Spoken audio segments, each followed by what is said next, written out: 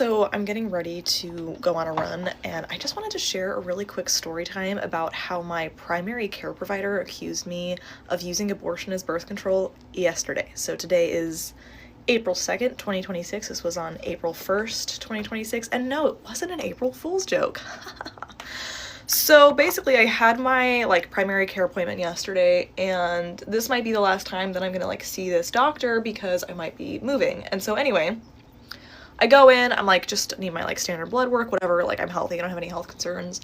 And I've been seeing this primary care provider for, I think, almost 5 years now. So I've been seeing my OB and my PCP since at least 2021 or 2022. So a while. And anyway, a little bit of background about me. I am married. I've been married for 3 years. I've been with my husband for 5 years. We both have stable jobs. We're both college graduates. I'm trying to go to law school. We'll see how it goes. But anyway, my PCP knows all this. I've seen her many times. And so anyway, I get in, we have a brief chat. She's like, how's it going? Whatever. And so then she's like, so I see here on your chart that it says you only use condoms. And mind you, I'm used to having healthcare providers essentially inform me that it's not 100%, etc., which I know. And she was like, it's imperfect, it's only 86% effective. And I said, right, I know there's a 14% failure rate. And basically she was like, you should really consider using an additional form of birth control. She's like, I'm assuming you don't want to be pregnant right now. She's like, what would you do if you got pregnant? And I went like this. And she starts stuttering. She's immediately uncomfortable. She's shocked by my answer, which I think is hilarious because this is in Berkeley, California. Okay, this is not I'm not in Utah. I don't live in Utah. I live in the Bay Area.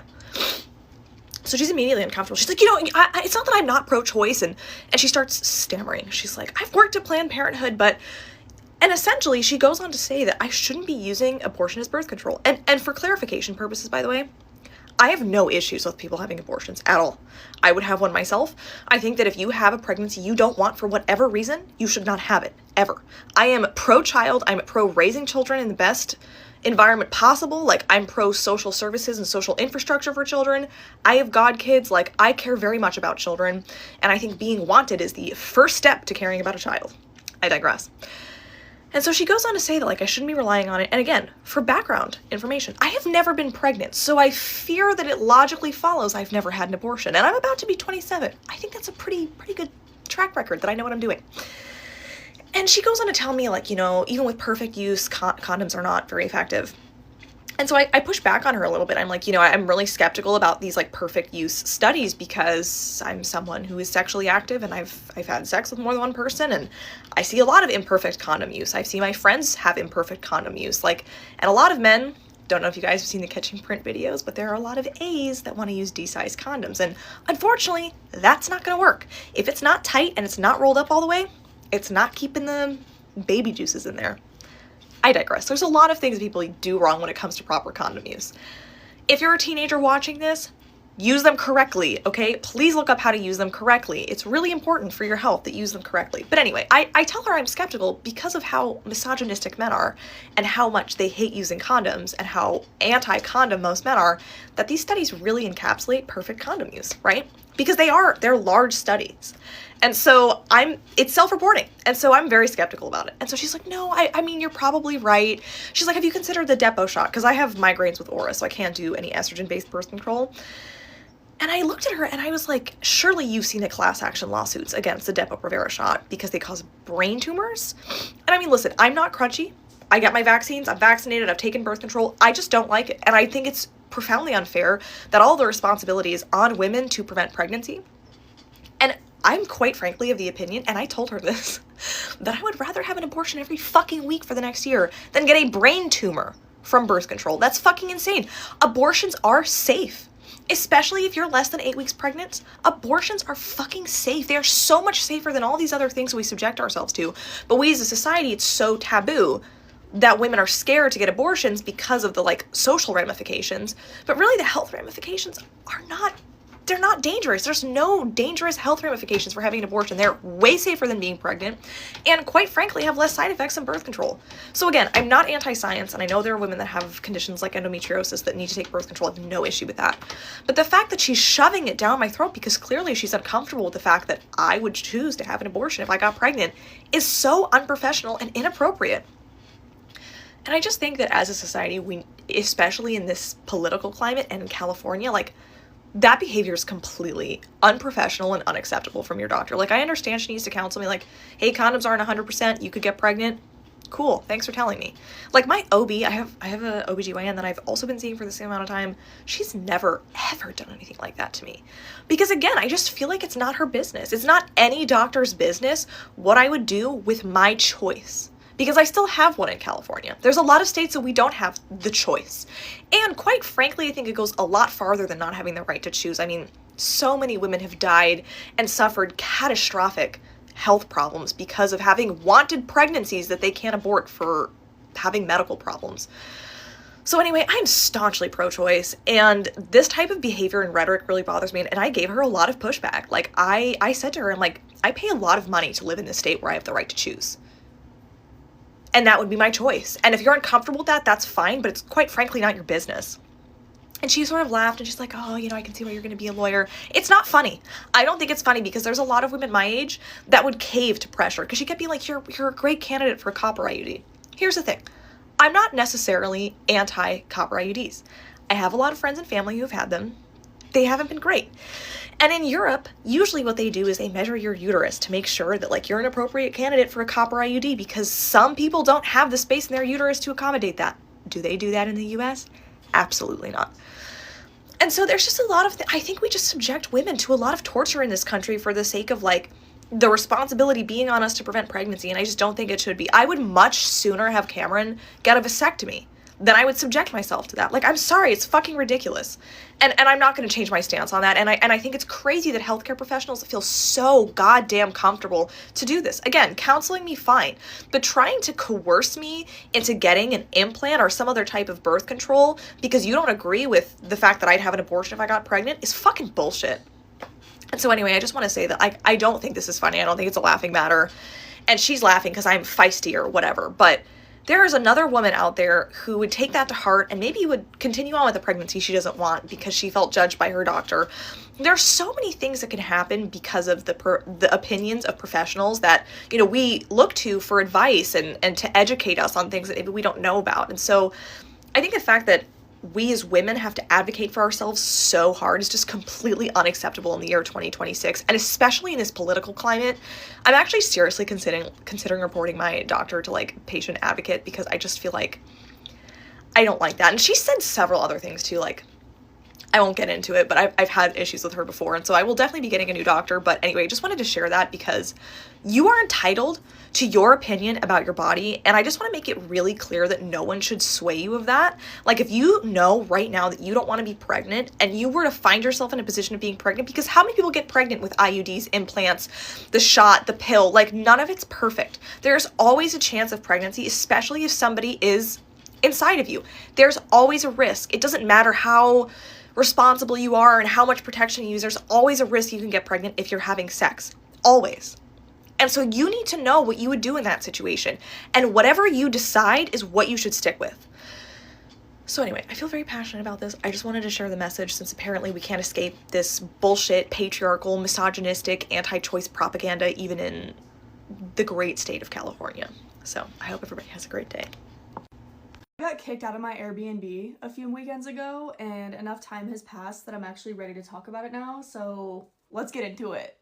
My husband and I took a trip into a nearby city for an event. We got an Airbnb right downtown. Our check-in time for the Airbnb is 3 p.m. I should say that before this point, the Airbnb host has literally messaged me every single day since I reserved this Airbnb. 5 messages a day. I didn't really care, but I have never once in my life had an Airbnb host that messages me that many fucking times after. I had to turn off my notifications. One of the messages that they were sending me in the app though was check-in instructions. So day of comes, and just like most Airbnbs, they give me the check-in code for the door, which is typically the last 4 digits of your phone number, but it wasn't. I vividly remember the numbers were 4993. Those are not the last 4 digits of my fucking phone number. We show up around 3 when check-in is, and we use the code 4993. We get in smoothly, everything's good. It was pretty much just like a glorified shed in this person's backyard. No hate on that, not judging, because it was a really cute shed. I loved it. Well, there was a side door off to the kitchenette,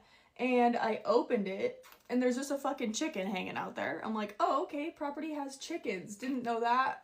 Whatever. So we leave the Airbnb to go to the event. I left everything in there, including my car keys, because we're Ubering this whole time. I don't have a need for them. We get back probably around midnight. Type in the code they provided us, 4993, and it's not working. It's January. It's cold as fuck outside. There's snow on the ground. We sat out there for at least 10-15 minutes. I went back onto the instructions they gave me and it still said 4993, so I'm like, this is the code they provided. Like, I don't know why it's not working. But after about 10 minutes of trying, I messaged the Airbnb host. I'm like, hey, the code you provided is not working. We've been stuck out here for a while. Can you please help? I give it some time. I wait for them to kind of see the message. We're still trying the code this whole entire time and it's still not working. So remember how I said that this Airbnb was basically a glorified shed in this person's backyard? My husband was like, should we just knock on their door or something? Like, I'm starting to get desperate. It's cold out here and I don't know what else to do. So I go and I like lightly tap on their back door. This lady immediately opens it. The first thing she says is, can I help you? I'm like, yeah, sorry, we're trying to get into our Airbnb. The code's not working. Can you help us to get in? She's like, did you not check the instructions that we sent you? It should be the last 4 digits of your phone number. And I'm like, yeah, I did check the instructions that you sent me. The code's not the last 4 digits of my phone number, and the code you provided is not working. She's like, okay, well, we can just talk. We can just have a conversation. Like, we don't have to be rude to each other. I'm like, girl, you opened up the door with this stank ass attitude. I'm just matching your energy at this point. She's like, well, you had to come up here banging on my door like the police in the middle of the night. How do you expect me to react? At this point, I'm so dumbfounded by this lady's attitude. I'm just like, what the fuck? I was like, no, I wasn't pounding on the door. I'm like in the middle of trying to explain myself a little bit here, right? Her fucking cat runs out the back door. She literally swings the door fully open, runs past me, gets this close to like pushing me out of her way, and I literally backed up with my hands up. I was like, she picks her cat up and she's like, oh my fucking god, now you almost let my cat run away. What the fuck is wrong with you? I have my hands up still and I'm like, I didn't do shit. You're the one who let your fucking cat out, bitch. She's like, oh really, now you want to call me a bitch? You can go ahead and cancel your fucking reservation then. And she slams the door in my face. Here I am, still locked out of my Airbnb, just got the door slammed in my face, still have all of my belongings stuck in the Airbnb, and my husband's still actively trying to get the code to work while all of this is going down. I googled the dispatch number for the city and dispatch was closed. So I'm like, fuck, I guess I have to fucking call 911, which I hate calling 911 for things that aren't an emergency like this, but I genuinely did not know what else to do. I start the fucking phone call off with like, hey, I'm so sorry. This is not an emergency. Let me just say that. The address is da-da-da. Our Airbnb host has us locked out of our room. All of our stuff is inside it. We just want to get inside, get my car keys, get our shit, and leave. The lady on the phone's trying to help us. At the same exact time that I'm about to end the phone call with 911, the code works for my husband. And guess what code worked? Not the one they provided. The last 4 digits of my phone number.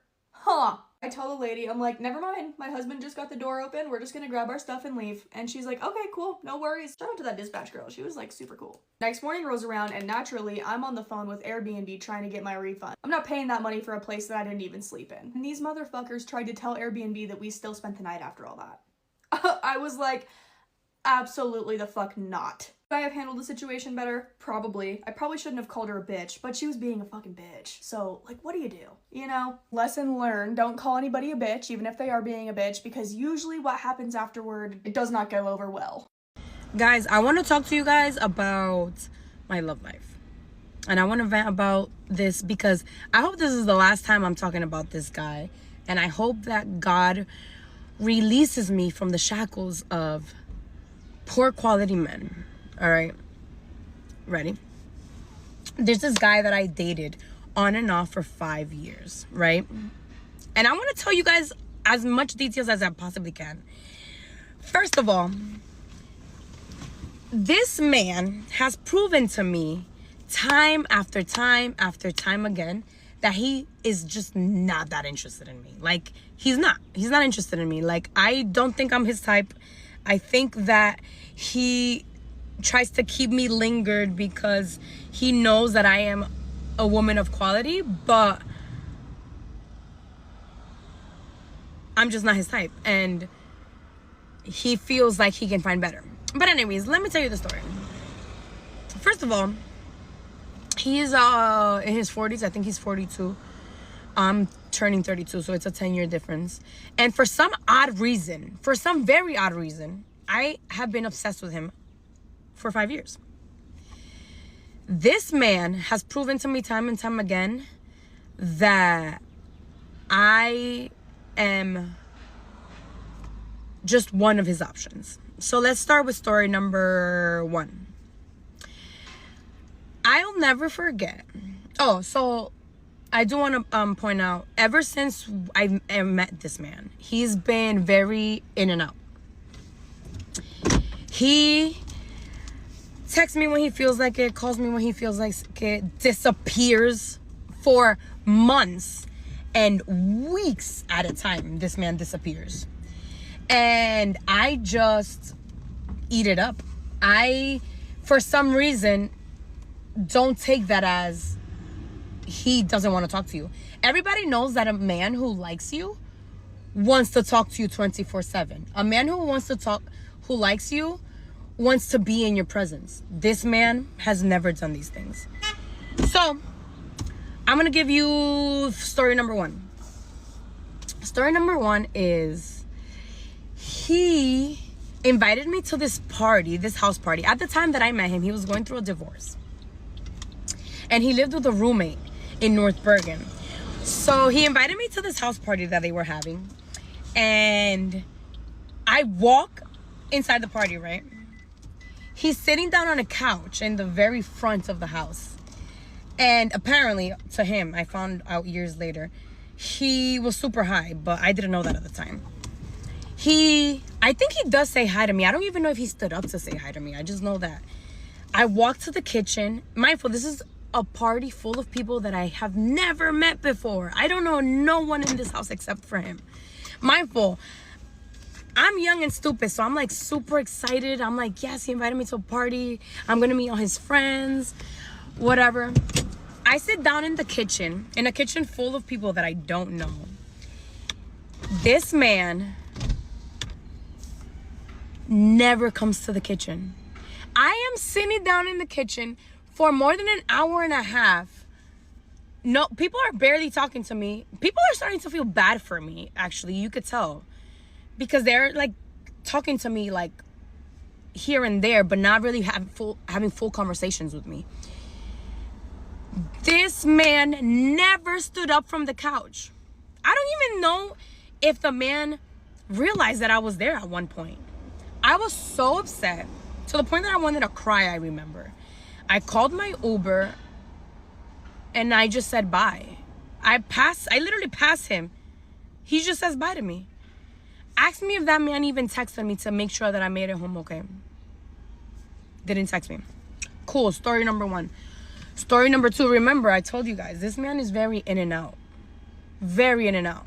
Like, he'll disappear for months. He'll disappear for years, but let me continue my story. I guess months or maybe a year passes by or whatever. He's back in the picture. I don't know why, because I'm fucking stupid. This man always finds a way to come back into my life. Oh, he's a Gemini, by the way. I'm a Gemini, so the worst kind. But I dated a Gemini just this past summer and he was great. So whatever. I guess we come in all different flavors. Again,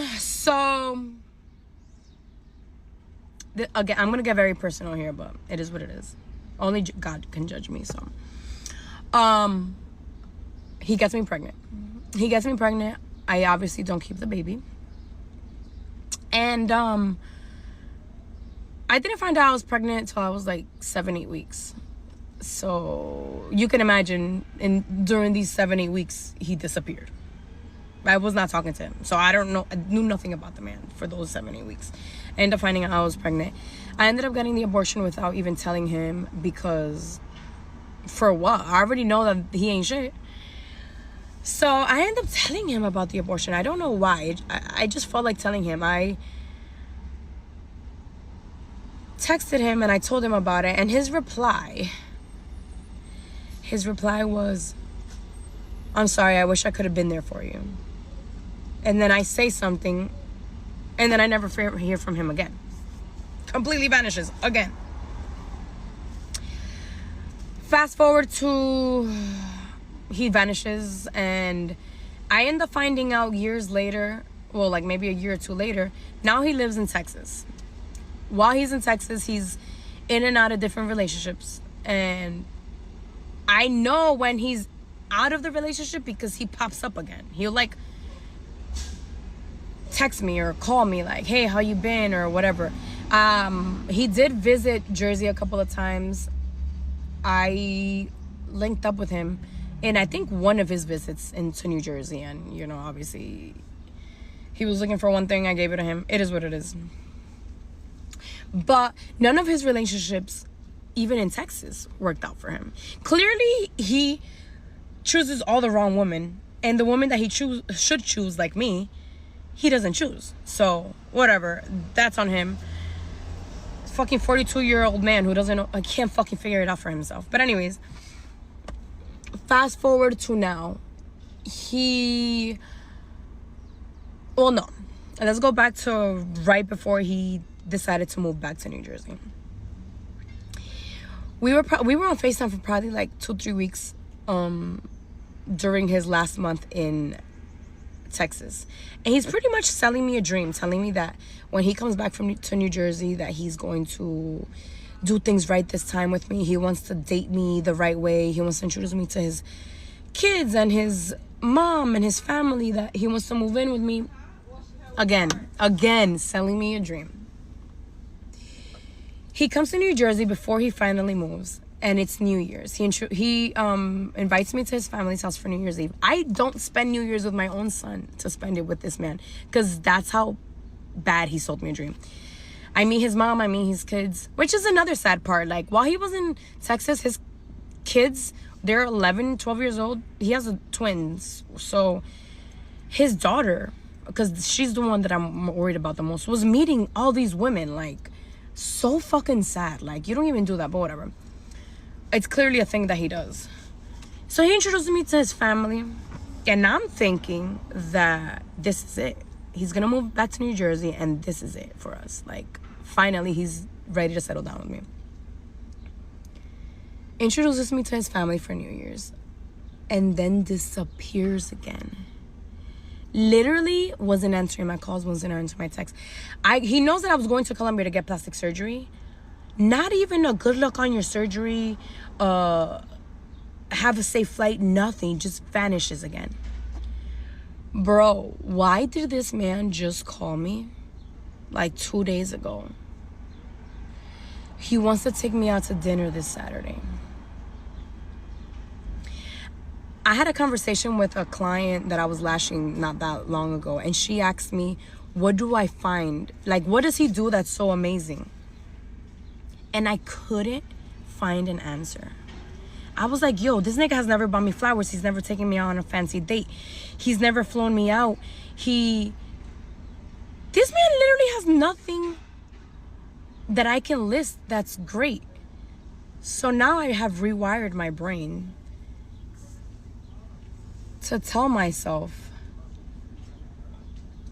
I actually don't like this man. If I wrote a list right now of all the qualities I don't want in a man, he has them all.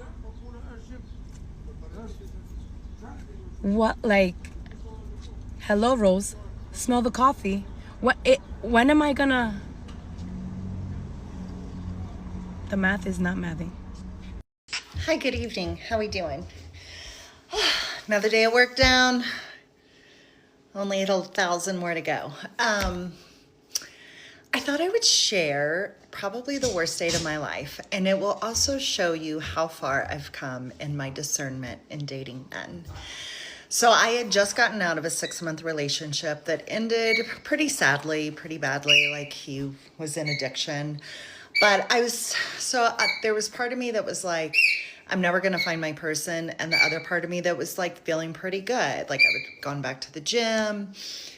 I felt pretty unscathed by that breakup. But it was also before I discovered the burned haystack method. And so I was matching with men who were awful. So I matched with this guy on Hinge, I think. He was super handsome. His pictures were very handsome. He was 6'3". He lived about 45 minutes away from me. And we matched. And his profile, I feel like I don't remember all the details, but I think that it was like a little weird, but also like not a whole lot filled out. But he was looking for a long-term relationship. So we match and he starts asking me questions, like testing me. And again, the questions that he was asking, and I can't even 100% remember what they all were, I would have just unmatched today. But I remember one of them was like, you win an award. What is your walk-up song for your award? And I think at the time I was really into Lizzo, so I was like Good as Hell or something like that. And then I had to explain it to him because he had no idea who that was. Then I remember he asked me something about my character, like some really deep question. And I answered it and he loved my answer. And he was like, I would love to have your number so we can continue to talk. And I was like, okay, whatever. So I did, and he calls me right away. And I remember being surprised. I was like, oh, you're calling right now. And he was like, of course, like I want to communicate with you. You're like, I think you're just something really special. And like at first the conversation was okay, but then it got really weird. He's very analytical. I would told you guys that there was like this super analytical guy. This is the guy that literally like use studies of analytics. And I'm not even like book smart enough and like analytical enough to even know still today what he was talking about. But there was like a right way and a wrong way to make a decision. And, he would just ask these weird questions. And then we were like talking about what we're looking for. And he was like, I want a secret garden. And I think what I gathered from all the information, I think a secret garden is basically a partnership where you can kind of like share your triumphs and your sadness and your all the stuff. He was very woe is me. He had gotten a divorce. His wife never appreciated him. He gave up everything for his family and was just shit on. And I remember he had a daughter that was 17 that didn't want him dating, that was very upset that he was dating. So he was like keeping it a secret from her. He would continue to ask, like, he talked a lot. He would ask me some questions, but he talked a lot, like talked in circles. I didn't even know what he was talking about half the time. I was just like, And at the end, he tried to take it sexual, and I took it back out. But he asked me on a date, and I said yes. So we met. This was like a Monday or Tuesday night. We met on Saturday for lunch. He drove down here. We went to one of my new favorite restaurants that had just opened, and they had this ahi tuna taco that I loved, and I couldn't wait to have it again. And I remember he was standing outside waiting for me, and I went to hug him. I was wearing like a 3-inch heel, like a wedge, and so I was like 6 foot, and he was 6'4".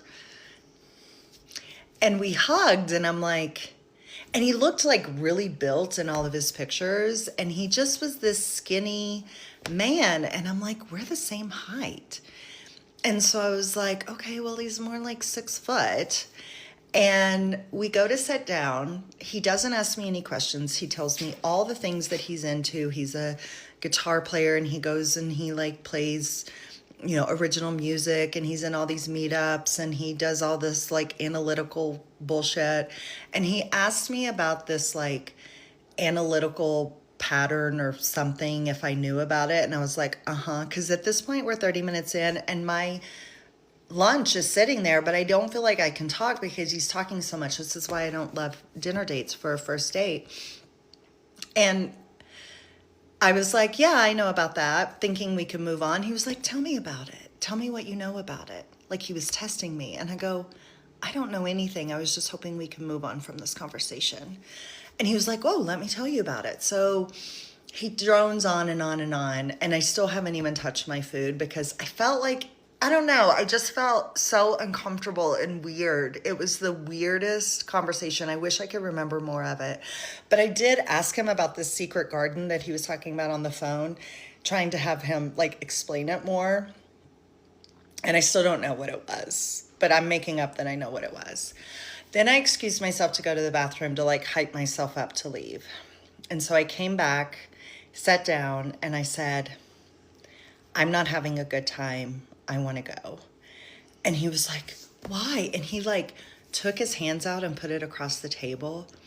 And his hands, you know those little like plastic hands that people stick out? They're like baby hands and people stick out. They were so tiny. And I have big hands, but they were so fucking tiny. I was like, I didn't want to touch them.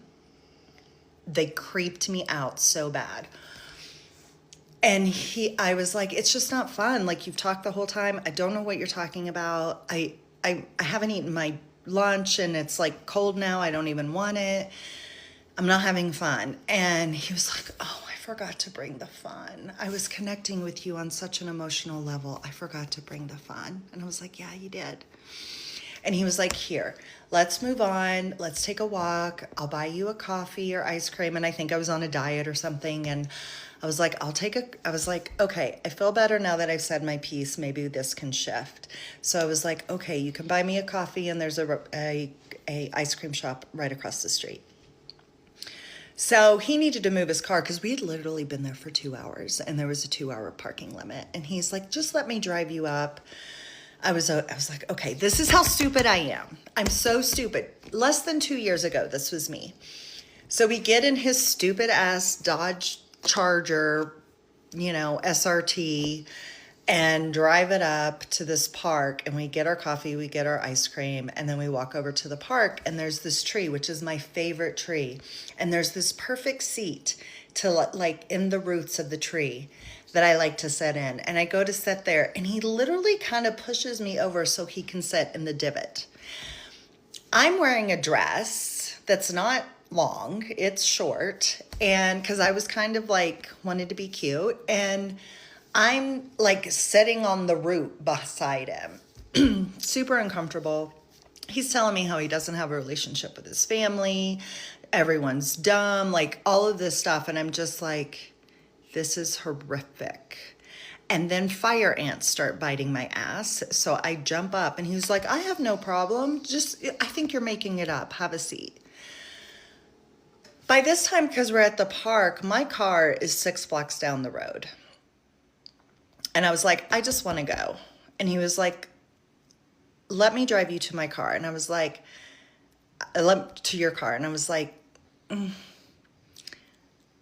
I don't know that I feel comfortable doing that. And he was like, come on, I'm so sorry. Let me just drive you to your car. And I was like, okay. So we go to walk to his car for him to take me to my car.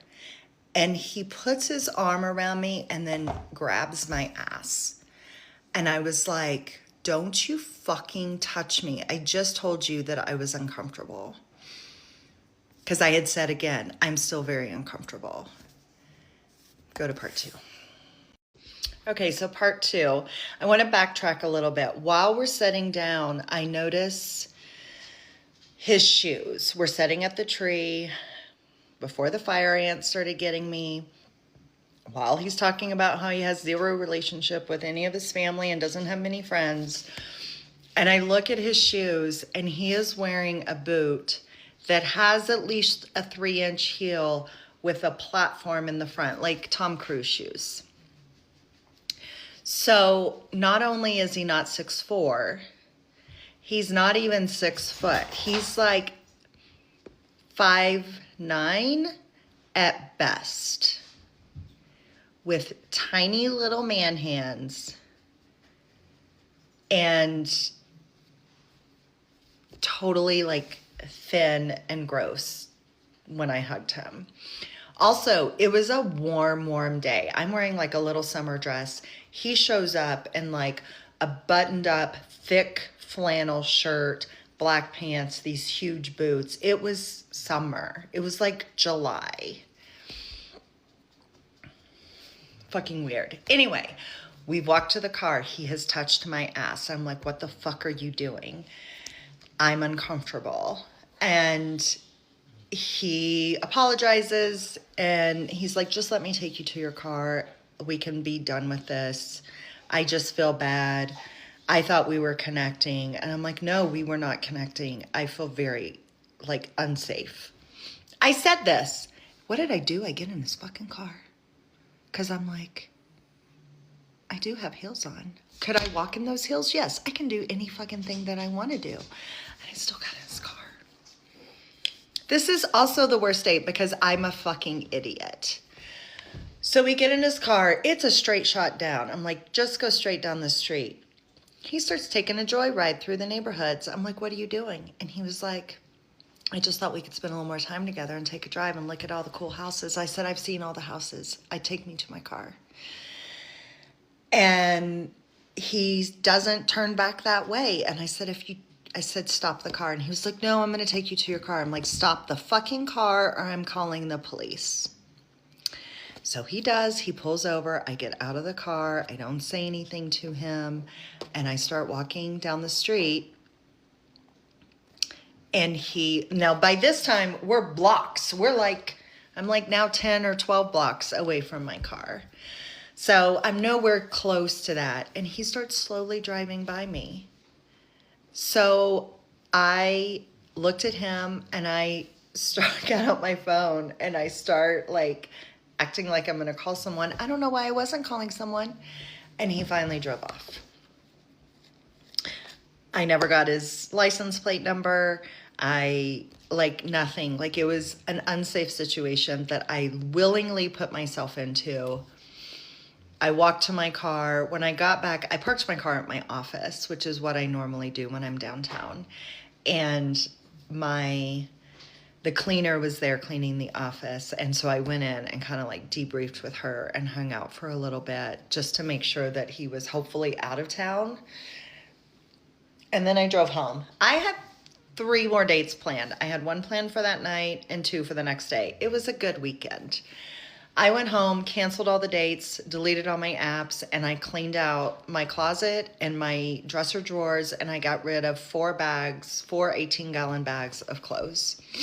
And I did not get back on the apps until like August, until August. So I took like a good solid month off. And one of the very first matches and the very next date that I had was with Third Time's a Charm guy, the very first time we met. Now, if this doesn't show you how far I have come in this journey, like I went out with a narcissist. I believe him to be a narcissist. He was gaslighting me. I don't even know if that came across, but he was totally gaslighting me. And like I was this test to make sure that I was good enough for him. And he was completely unsafe, and I got in the car with him. I continued the date after saying I'm not having fun, and I got in the car with him. I'm a fracking idiot. But I'm no longer an idiot. But that date haunts me. It could have gone really, really bad. I am a lucky girl. Okay, that's it. Bye.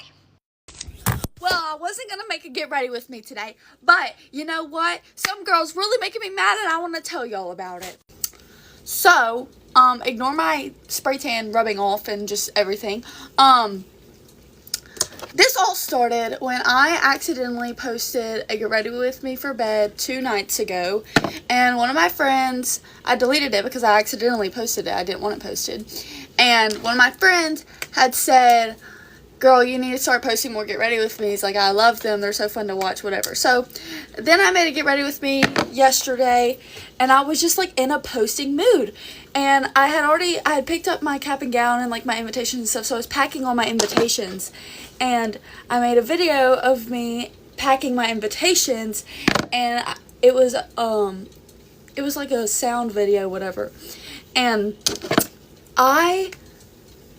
like on the screen it said packing my grad invitations knowing what the next step is or something like that, and it was me waving my promise ring, and then it was like knowing that the next step is marriage or something. I don't remember exactly what it said, okay? It doesn't matter. Well, some girl commented and said college graduation, and I said no, high school. Like, I thought she was asking if I was graduating college. I said no, high school. And she commented back to me and said, "No, babe, your next event is college graduation." Excuse me? I said, "No, babe, I'm not going to college." Because what? Why does everybody have to go to college? Just because you have big tits that are probably fake because you go to UMiami and you're, down there doing all this college. Doesn't mean I am, okay? No, ma'am. Because, I mean, one, it's none of her business. And two, it's none of her business. But anyways, I'm getting ready for work now. And that just really pissed me off. I literally just saw it while I was straightening my hair. And it just really pissed me off. And who better to talk to than the source of this girl's comment? TikTok. Which, like I just said, it's none of her business. But technically, I am going to college. I'm going to cosmetology school. And I will, graduate cosmetology school. But I'm not really counting that as, a big event or anything. Because, guess what? I'm going to graduate and then I'm going to start working. I'm not celebrating being done with being in debt for the rest of my life. Okay, that's not the type of college I'm going to. So, yeah. I mean, truthfully, I'm just, am upset because, pissed off at her because she called me babe. No, babe, this is how your life is gonna go. No, babe, you don't get to tell me what my next event is. If I say that my next event is me getting married, then my next event is me freaking getting married, girl. Babe. I mean, I just don't understand how difficult it is for people to stay out of other people's lives. You saw my TikTok, you liked it, and then you felt the need to comment. Why? Anyways, the shirt I want to wear is in my car, so just ignore this shirt because... Girl, what? I don't even know what I want to do on my face. Just put some color on there, maybe fix this up a little bit if I can. Yeah. My Pride and True NYX Buttermilk Bronzer. Okay.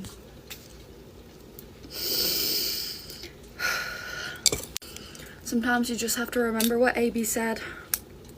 You is smart. You is kind. You is important. If you know, you know. Anyways, guys, here's a little update on the comment. I just got off of work. And I was looking through my notifications and everything, and then I went and looked at the video to see how many likes it has because yeah, but she literally deleted her comment. So all of our argument is gone. There's no trace of it now.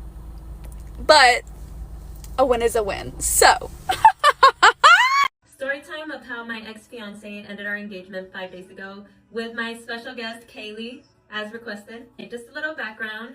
We were together for 3 years, engaged for 8 months. He had proposed to me in front of my whole family in my home country, Honduras, and we were planning on getting a house September of this year.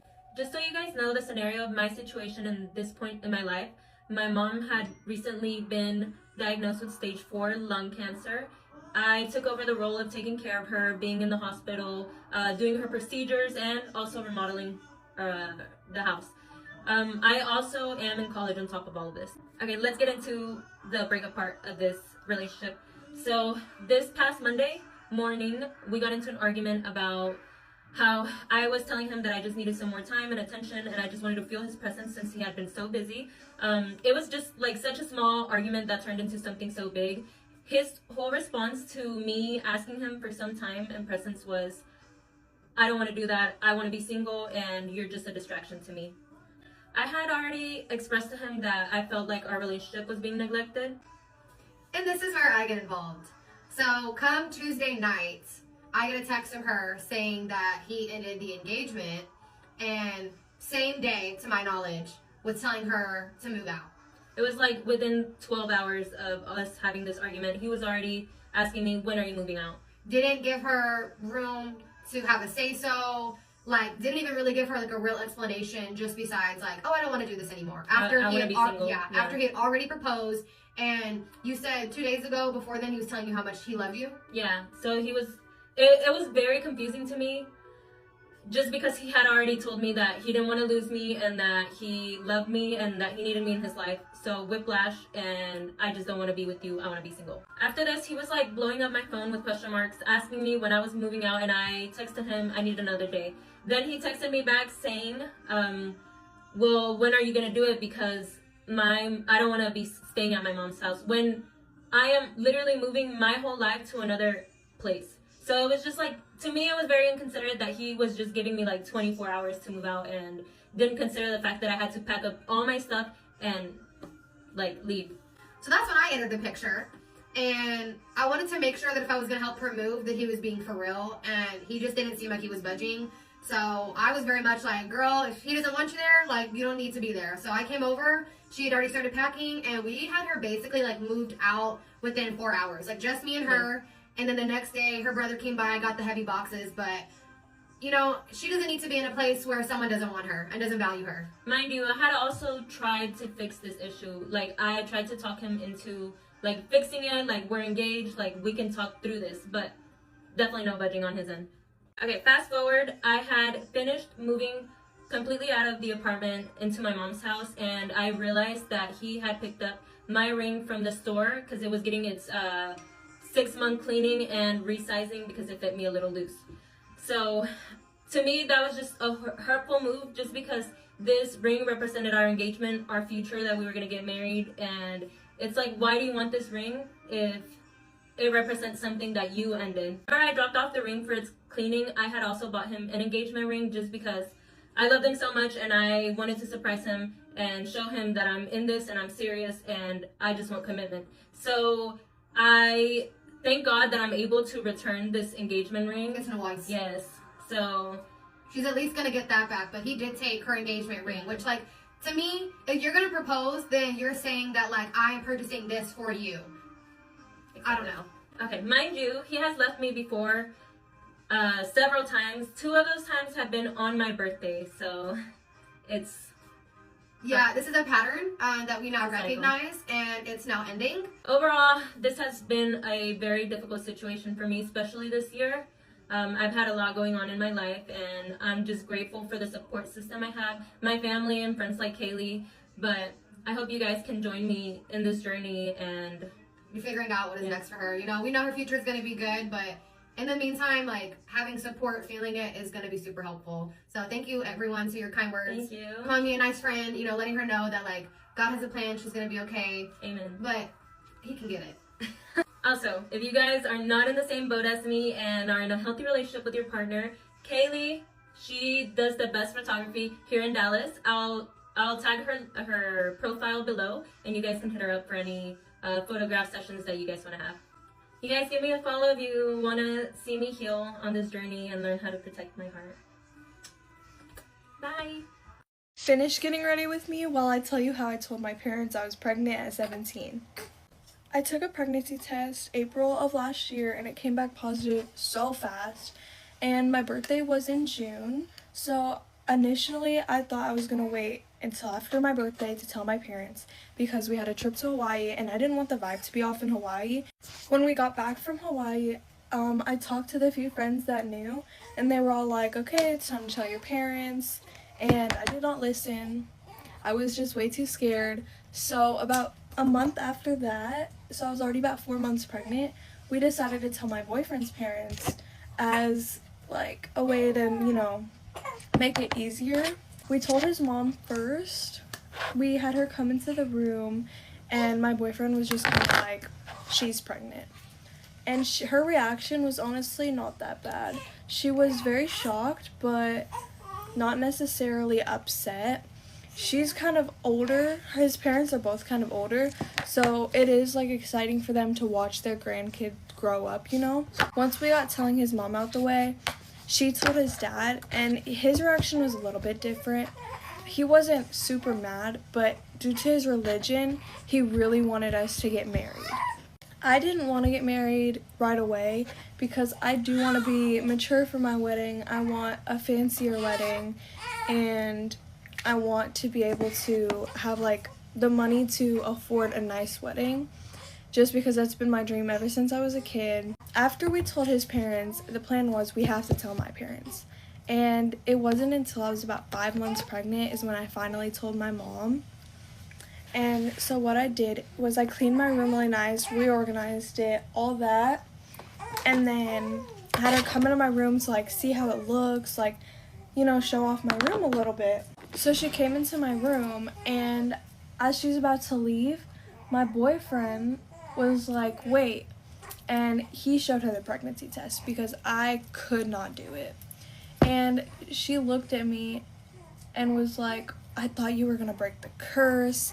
Like, we'll talk about this later. She wasn't really mad, but my mom and my grandma both got pregnant when they were young, so they thought that I would like be different, but I guess not. And so she kind of was just like, I had a feeling because when I went to use one of your tampons the other day, it looks like it hadn't been touched in a long time. And we'll talk about it later because she had to go back upstairs to like my dad. And he was about to go on a trip. So we planned to tell him after he got back from the trip. So when my dad got back from the trip, we decided to tell him. My mom gave me a few days to try and tell him, but I just couldn't get the words out, so I had her tell him. And he didn't say anything. He left the house, and for about 3 days, nobody saw him. He was coming home late, leaving early for 3 days.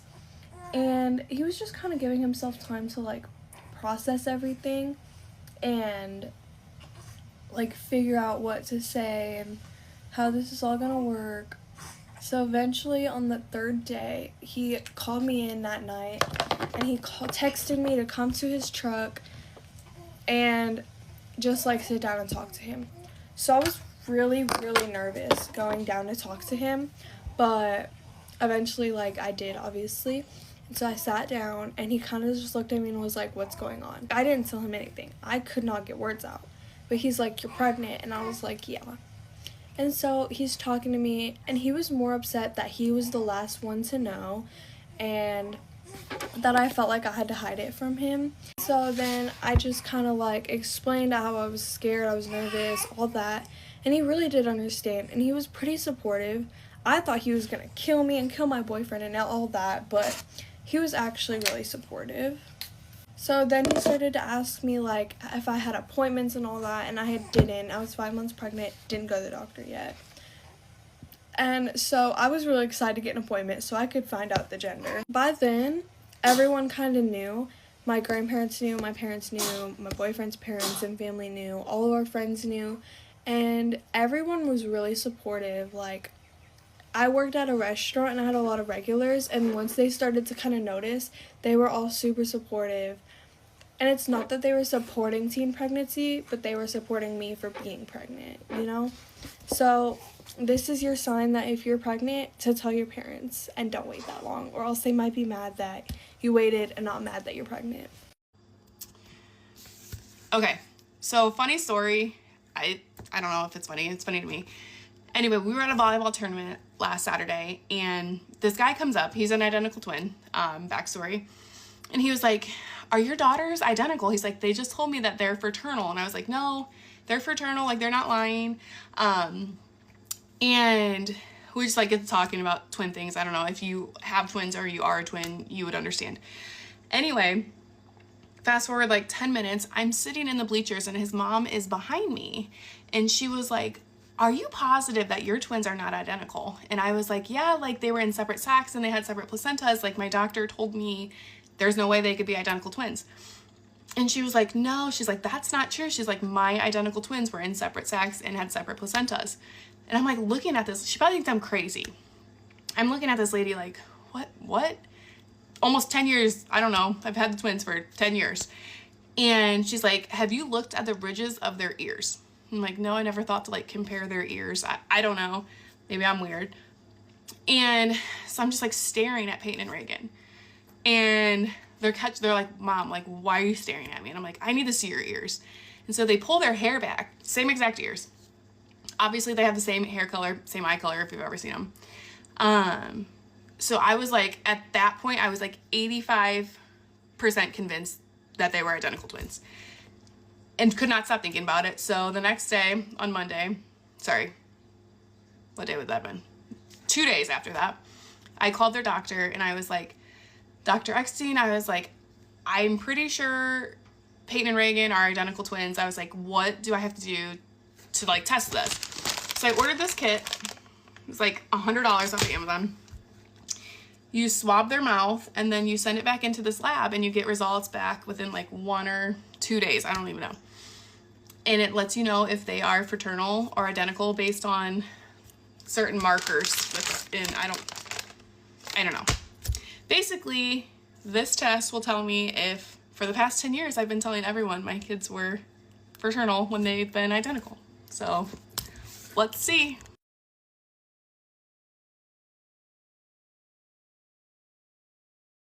Okay, story time about the most uncomfortable date I've ever been on and why I'm no longer on Hinge.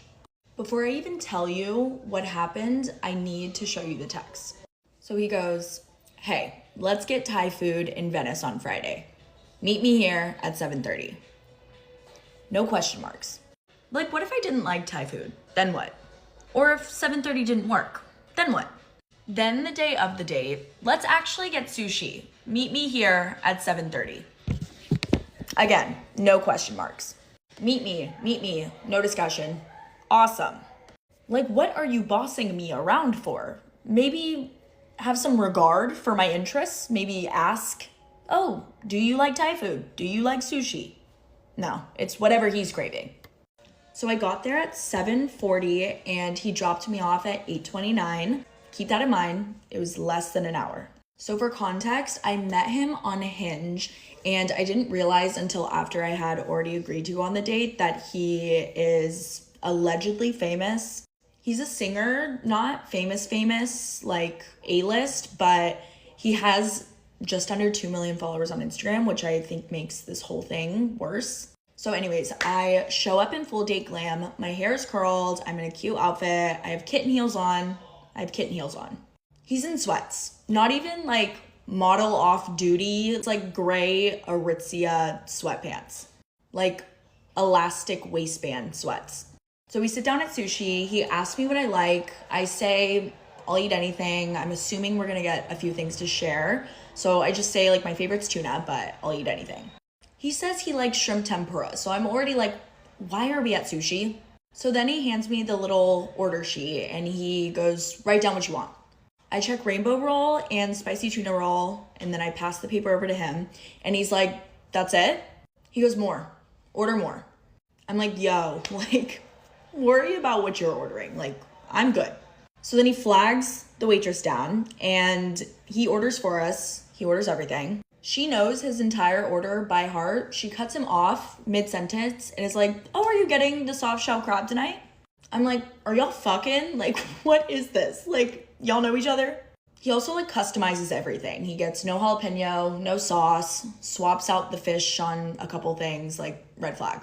Then he asks her, is 2 rolls enough for one person? Like, she's only getting 2 rolls. That's not enough, right? Like, why are you calorie counting me to the waitress? And then she takes our order, walks away. We start actually getting the date going. He's asking me questions, and every single time I'm answering a question, he interrupts me. Either with like a new question or like to talk about himself or just like anything. I literally didn't finish a single thought the whole date. Then we get into the topic about drinking, and he's like, yeah, I don't drink. And I'm like, oh, that's awesome. Like, is that a choice? And he's like, oh, well, like, I'm a recovering drug addict. Then he transitions into like talking about his AA meetings. We get onto the topic of like his dead grandma. It's a lot. Then he like apologizes for not being on his A game because he didn't eat very well that day and he has been drinking NyQuil every single night to go to sleep. And I'm like, oh, so like you haven't been sleeping very well. And he tells me not because he can't sleep, but because he likes the way that it makes him feel. specifically fighting the tiredness and like forcing himself to stay awake while on NyQuil. And I'm like, isn't that like being high? Like, you probably shouldn't be doing that as a recovering drug addict. But like, I don't know, who am I to talk about someone's journey? And then this is where I physically left my own body. He says he hates social media, and then he gets into this whole bit about him being like the top male creator on OnlyFans. And I'm like, sorry, like, this has to be a bit. Like, what is this? And then this man, in the middle of this quiet little sushi restaurant, says the word dong loudly. Like, oh, you didn't stalk me on social media and go look at my OnlyFans and look at my dong before our date? I literally never wanted to evaporate more in my entire life. Also, by the way, during all of this, he's eating the sushi like with his hands. Then I'm actively eating my sushi. He flags down the waitress and is like, can we get the check? Like, check now, please. Then we go outside and I'm like, okay, I'm gonna Uber home. He's like adamant on taking me home. He's like, you live so close, like, let me just like take you home. And I'm like, no, it's okay. But he like won't give it up. And I'm like, okay, well, I survived this date. Like, I can survive an 8-minute car ride. It's fine. So then we're in the car and he's just like uncontrollably, like hysterically laughing at every joke he makes, talking about how he's just so funny. He's the funniest person ever. He should be a stand-up comedian and do that for a living. And then I kind of come back and I'm like, joking around like, oh no, like maybe I should be one, like I'm really funny. This man looks me dead in the face and goes, oh, I can't wait to see that side of you, like alluding to the fact that I'm not funny. Then he's like, which way am I going? Like, you're gonna have to give me directions. And I'm like, I gave you my address, like I thought you were mapping. I didn't realize that was on me.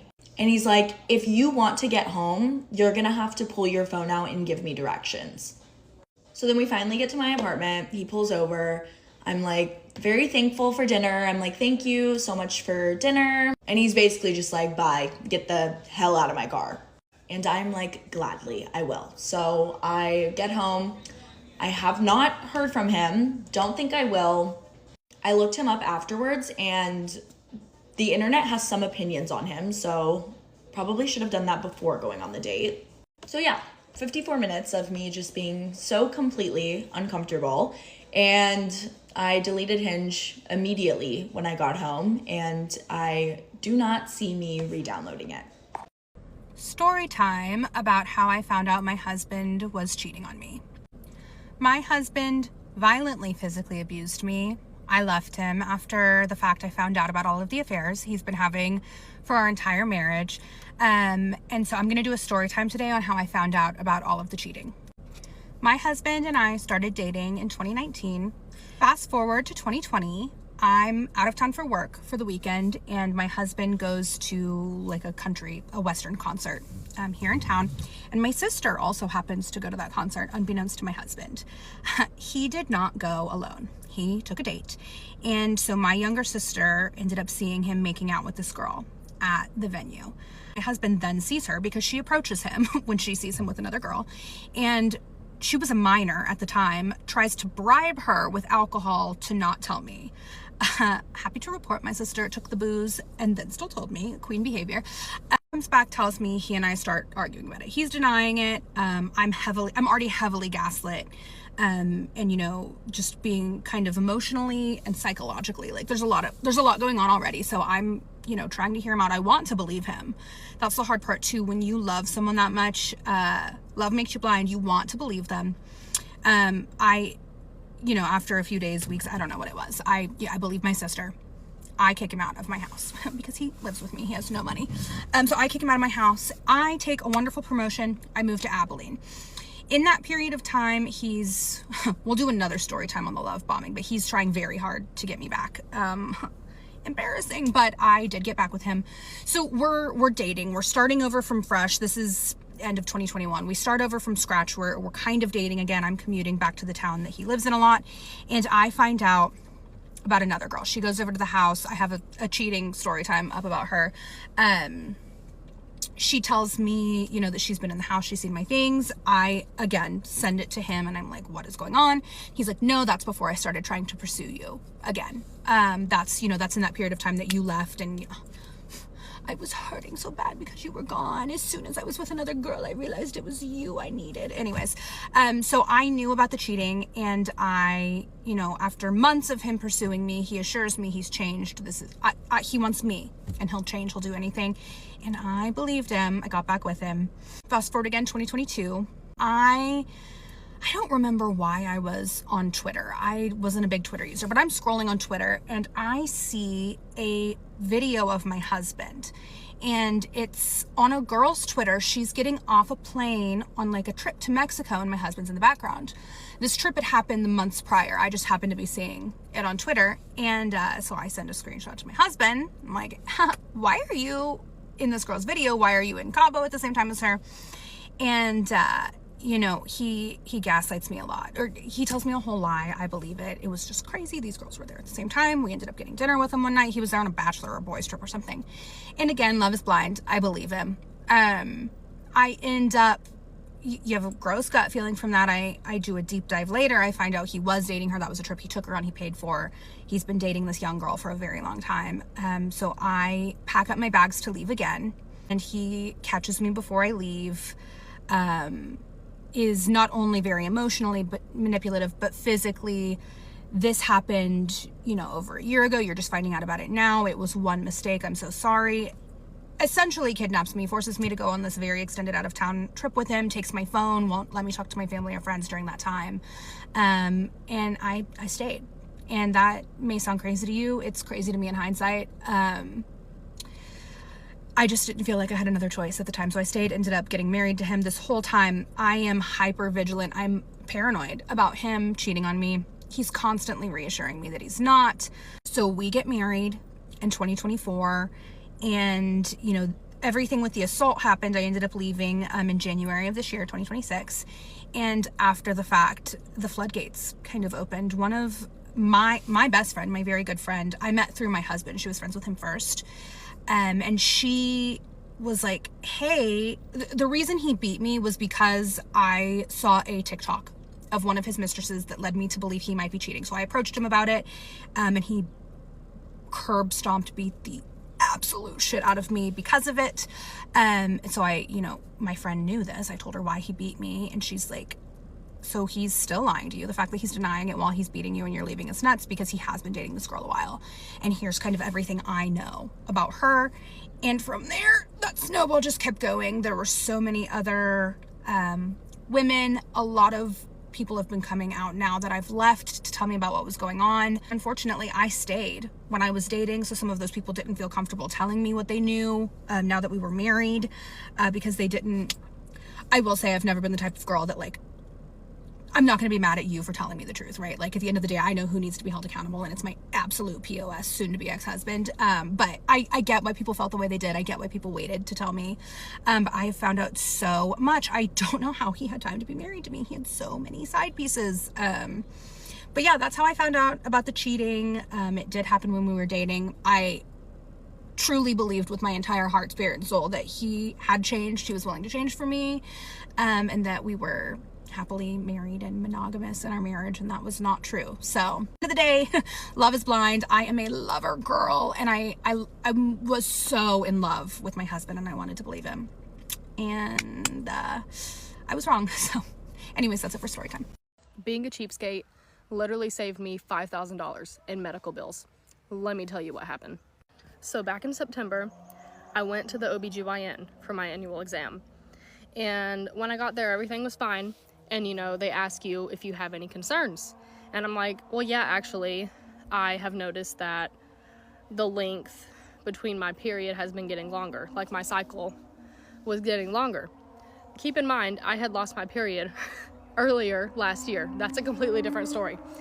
But anyway, I tell her this, and she's like, okay, you know, let me check your vitals, whatever. They do my blood work. And so I leave. I go to work. Literally later that day, she calls me and she's like, hey, your iron is super low. You're anemic. I'm sending you these pills, these iron supplements, and I'm also gonna order you an iron infusion. And I'm like, well, fuck, am I gonna die? Like, is it that low I need an infusion? Maybe it was. I have no idea. And so then throughout the next few days, I am getting calls from, you know, the hospital where I'm supposed to go do this infusion, and everything's going fine. We schedule it. And then literally the day before my iron infusion, they call me and they're like, yeah, so that's going to be $5,000. And I started laughing. I was like, you're fucking kidding me, right? And the lady on the phone is like, no, like, that's what's coming up with your insurance. And I'm like, wait, let me call my insurance really quick. So I do. And they're like, oh, it should be fine. Like, you have insurance, because it was something fucking weird. I don't know insurance. And so I go back and forth. And then when I finally determine that the real price for this iron infusion is in fact $5,000, I called the hospital back and I was like, listen, you can go ahead and cancel that. I am not paying $5,000 fucking dollars for an iron infusion. There's no way. And so I canceled it. And I decided to, you know, at least try with the OBGYN. I kept calling like, hey, can we get a more affordable option? Hello. Nobody is calling me back. I left a message for the NP.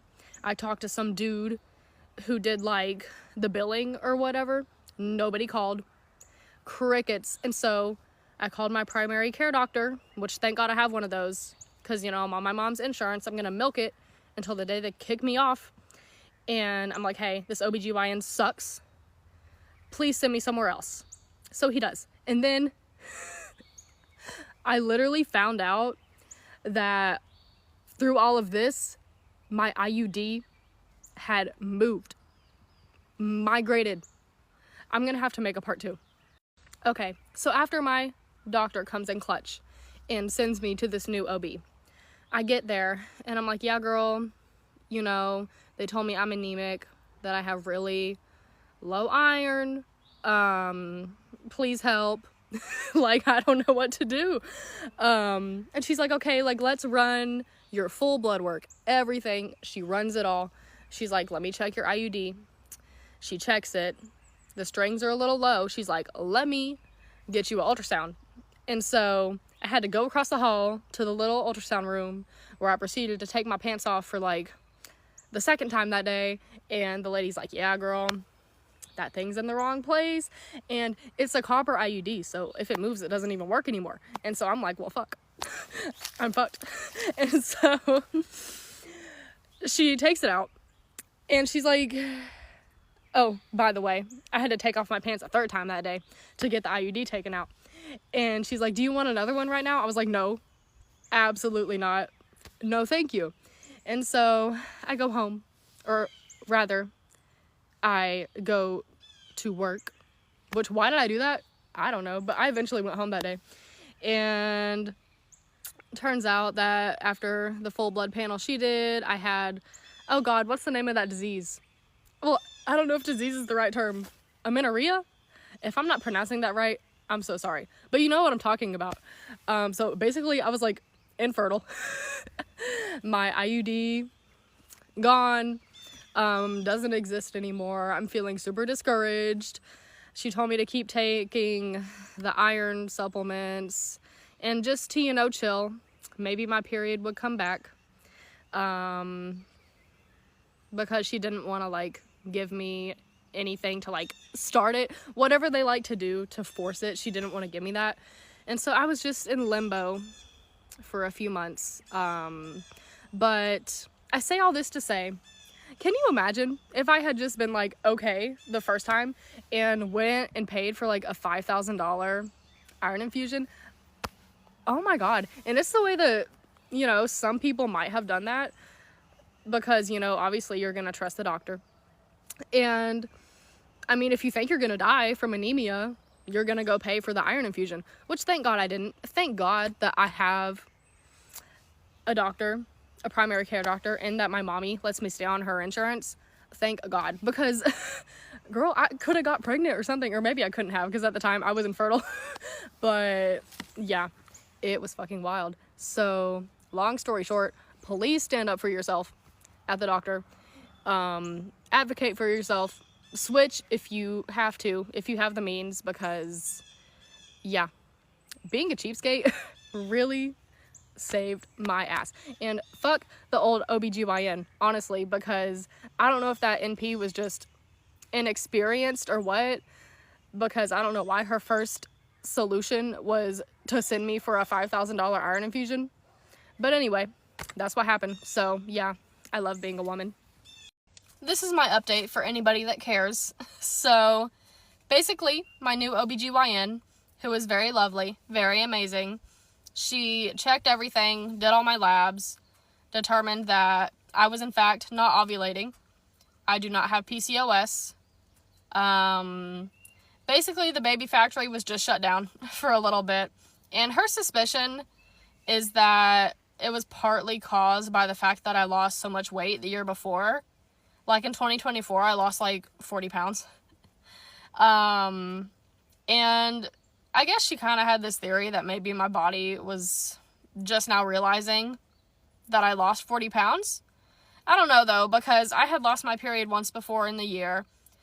I think I was stressed. I literally got my period back. Like, I'm fine now. I got it back in December, the day before I graduated with my bachelor's. So I think it was a mix of a lot of things. But I'm fine. My period is back. It's great. I actually just got a new IUD a couple weeks ago. I got the Kylena, which that insertion sucked. I thought I was gonna die. But whatever, I'm fine. Living my best life. Under the care of my new OBGYN. So, long story short, advocate for yourself. Get a second opinion if you need to. And don't pay for crazy medical bills. And yeah, I'm fine. I could also talk all day about my weight loss journey, about, losing my period and getting it back. I have a lot to say, so I'm going to shut up for now, though. That is the conclusion of my OBGYN horror story. Story time about how a white couple didn't want me to serve them because I'm too brown. Okay, so I was bartending today, but whenever it's really busy in the morning, I always end up taking tables just because I don't want my servers to be overwhelmed. So I took a table and I walk up to them with some water and I said, "Can I get you anything to drink besides the waters?" They say, "I want a root beer and a Diet Pepsi." Okay, sure. So I go get them their drinks, I bring them back, and the lady says, "I'm sorry if this sounds rude, but I want somebody else to serve us. Is there anyone else in this restaurant that can serve us?" And I'm baffled because I don't really know what I did. So I'm like, yeah, we have one more server. She's a little bit busy right now, but did I do something wrong? She says, "Your perfume is so strong, I can't even think straight." And she puts a face mask on. She's like, I can't even think about what I want to eat because I'm so overwhelmed by your perfume." I said, "Ma'am, I'm not wearing any perfume." She said, "I don't know if it is your laundry or your hair or your shower, but I can't stand your smell. I just don't want you around me." Okay. Well, it is very busy, so it might take a while for my coworker to come. I can see if she can greet you and maybe we can see if her perfume is overwhelming. She goes, "I'm sure her perfume will be fine. I just can't stand yours." Mind you, the only difference between me and my coworkers was that I was the only brown one. I said, "Okay, I can see if one of them can serve you, but like I said, it's so busy right now. You might be waiting 15-20 minutes. And she goes, "You know what? Fine. You can serve us, but I want you to serve us from back there." So she had me take 5 steps back and take her order. And every time I went to go check in on her, puts her face mask on immediately. But I could not believe that I had been discriminated against based on just, it had to have been my appearance, because my coworkers were both very fair skinned and I was the only tan girl there. and they just wanted service from anybody but me. So that was my morning today. Happy Easter. How about I lay on the couch and tell you about how I quit my job today? Okay, so let me just tell you a little story time. I actually work full-time at a corporate job. Love that job. Would never do anything to risk that job. But I went through a breakup a few months ago and I needed something getting me out of the house because my full-time corporate job is remote. So I got a second job working in a restaurant just like on the weekends. And it was perfect because the restaurant was right near my house. I didn't even have to drive there. I could just walk right over there. And honestly, I was like, perfect. It doesn't interfere with my 9 to 5 at all. Great. I start working there. I get trained. And honestly, I will say that even the day that I went in for my interview, the first overwhelming feeling I thought was leave.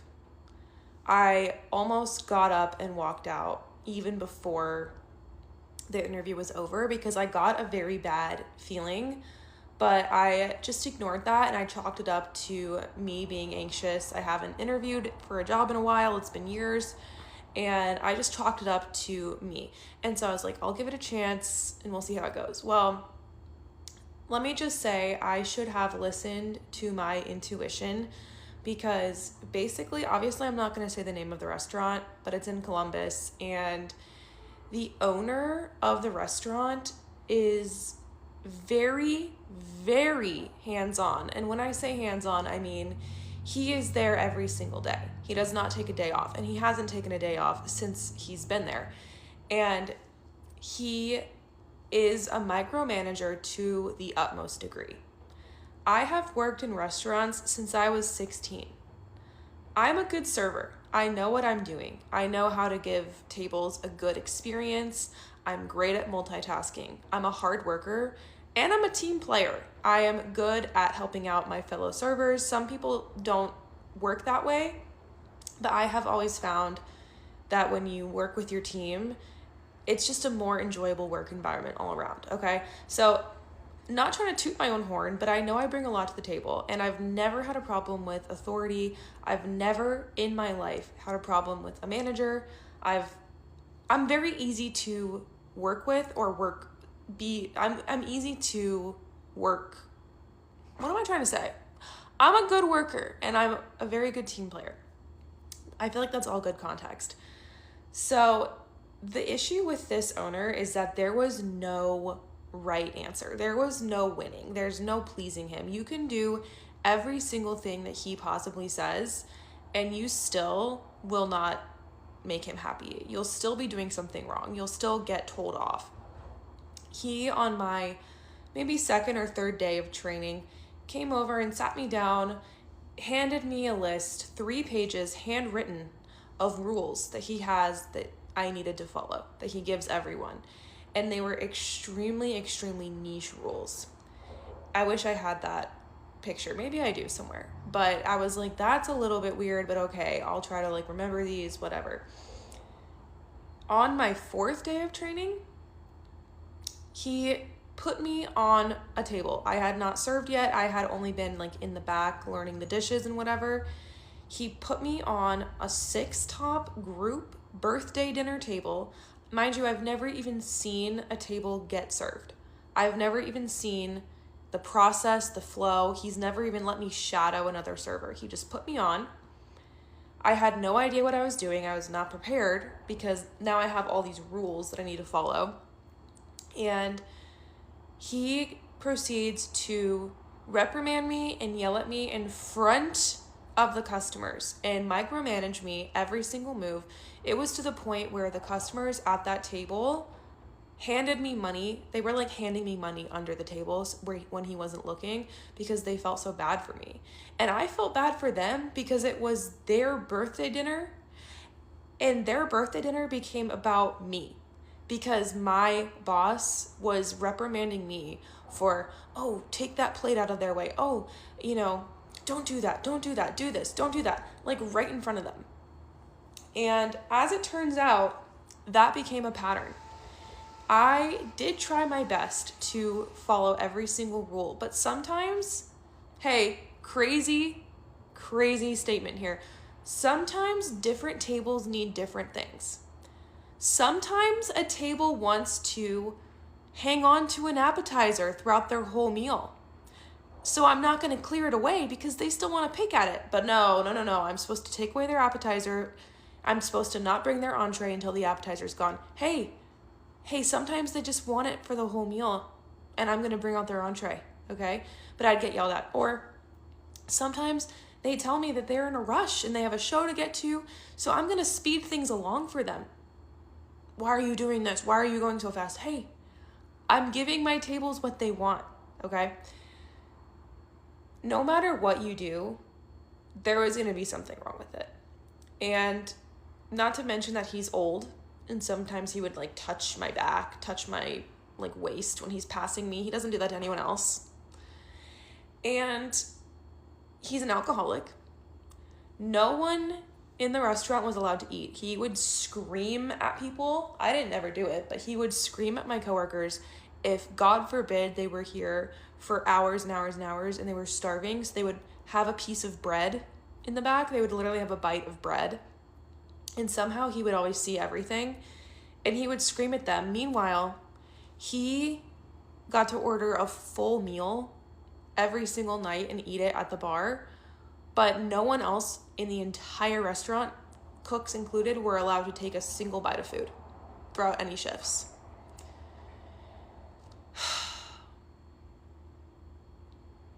He would try to give me tables of men. He thought I was the youngest, and I was the only young woman who works there. I'll just say that. I was the only young woman who works there.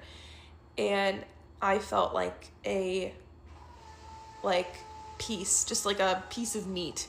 He would always, every time there was tables of rich clients, men who he knew and he wanted to schmooze, he would seat them in my section, and then he'd come up to me and be like, Rachel's gonna take good care of you, gentlemen.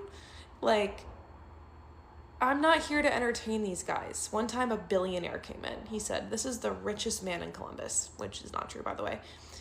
And he's like, make sure you really like treat him well. Hey, I don't care. What do you want me to do? Like, how am I supposed to give him different food than everyone else? Like, I don't know what you want me to do here. I'm a good server to everyone. I don't know. That wasn't even the worst of it. He was racist. He literally profiled people of color, and it was embarrassing to be working in an establishment that perpetuated that, even though we have majority of our staff is not white. But he would treat customers who weren't white differently. Oh my God. No, it was the worst work environment ever. The worst. I brought in a cake one time because our chef who had worked there for 6 years was leaving. By the way, he was furious that he was leaving, and all he did was be angry at this chef who was the nicest guy ever and kept this restaurant alive. And all he did was be mad at him on his last day. He never said thank you. He never said thank you for everything you've done. Thank you for saving this restaurant, because that chef genuinely saved the restaurant.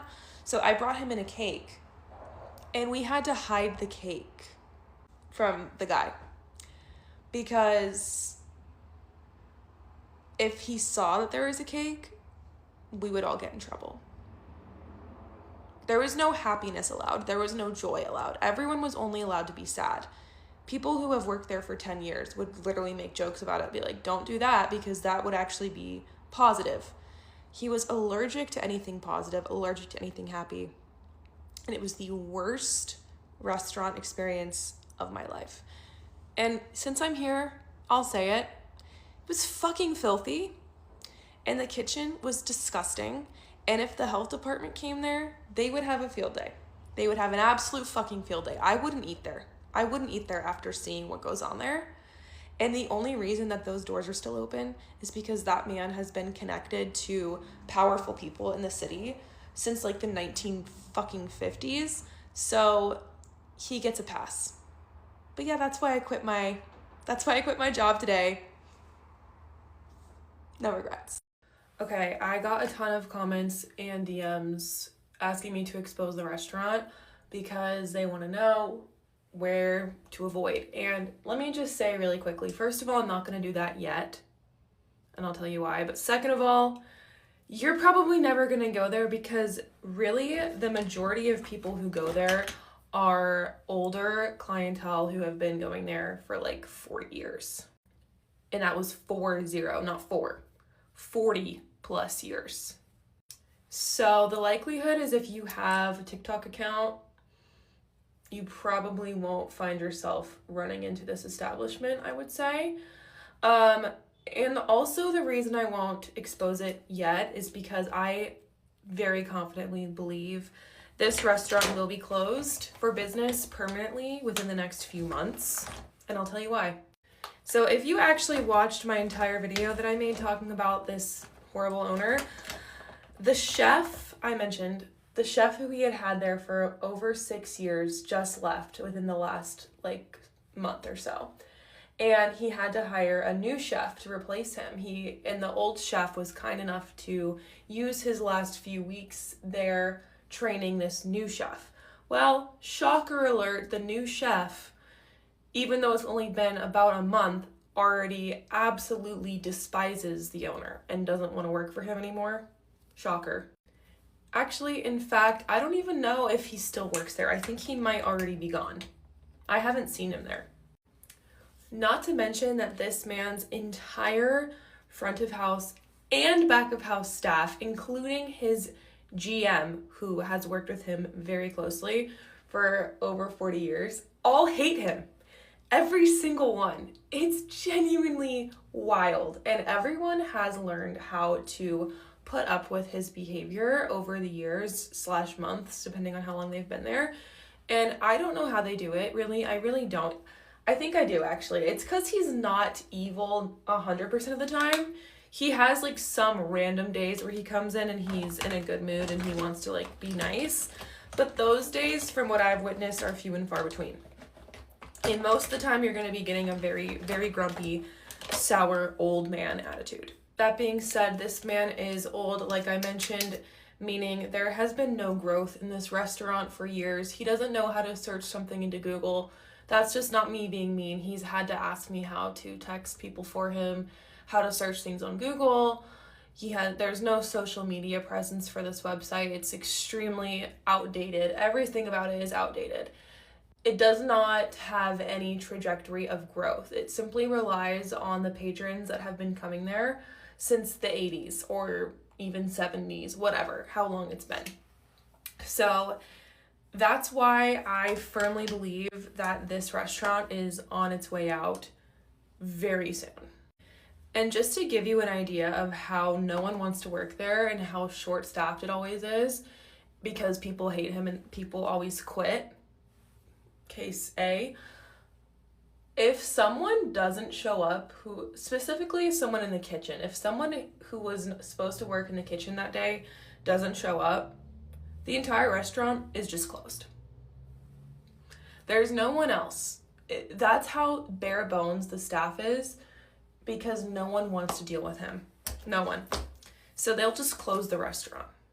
I have so many actually more stories. Yesterday when I made that TikTok, I wasn't thinking. I just kind of said whatever came to mind. But I have a lot more stories of crazy shit that you would not believe that happened while I was there. So maybe someday I'll share what it was called or what it's called. Or maybe someday I'll share more stories. But yeah, this has been fun. When I was 7 years old, my mom strangled me over some schoolwork and I thought I was gonna die. I was in 3rd grade, my sister was in 4th, and I had a really hard time in school. And my teacher sent home yet another note talking about my behavior, or I did do something, and my mom didn't see it until we were about to get on the bus. She reads the note, I'm in trouble, and she grabs me by the throat and she squeezes as hard as she can and she gets in my face and she says, "Schoolwork is as important as breathing. I will not let go until you tell me you understand."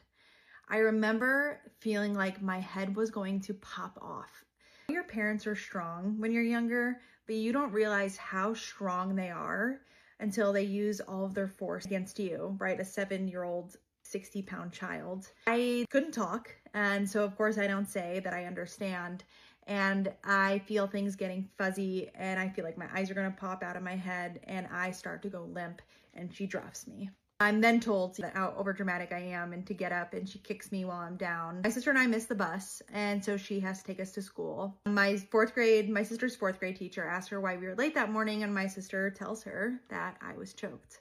They pulled me out of class and they look at my throat, and by then I do have a full handprint bruise around my throat, especially bruising on each side of my jugular. The nurse inspects me and they just tell us that they're going to take care of it. Nothing else comes from it. My sister and I get off the bus and we see a red car at the house. We immediately know that this is a problem. The only thing worse than death, even at that age that I understood, was my mom finding out we told somebody. We were very private. No one was allowed in the house. She kept what she was doing secretive, and we knew we were fucked. We walk in the house and my mom has full waterworks. The full cinematic thing is happening. She is crying, telling them that I do the bruising and choking to myself for attention because I'm the youngest child and I don't get enough attention at home. And they buy it that night after they leave. And they don't pull us aside. They don't talk to my sister and I privately. They barely look at my throat. No police was involved.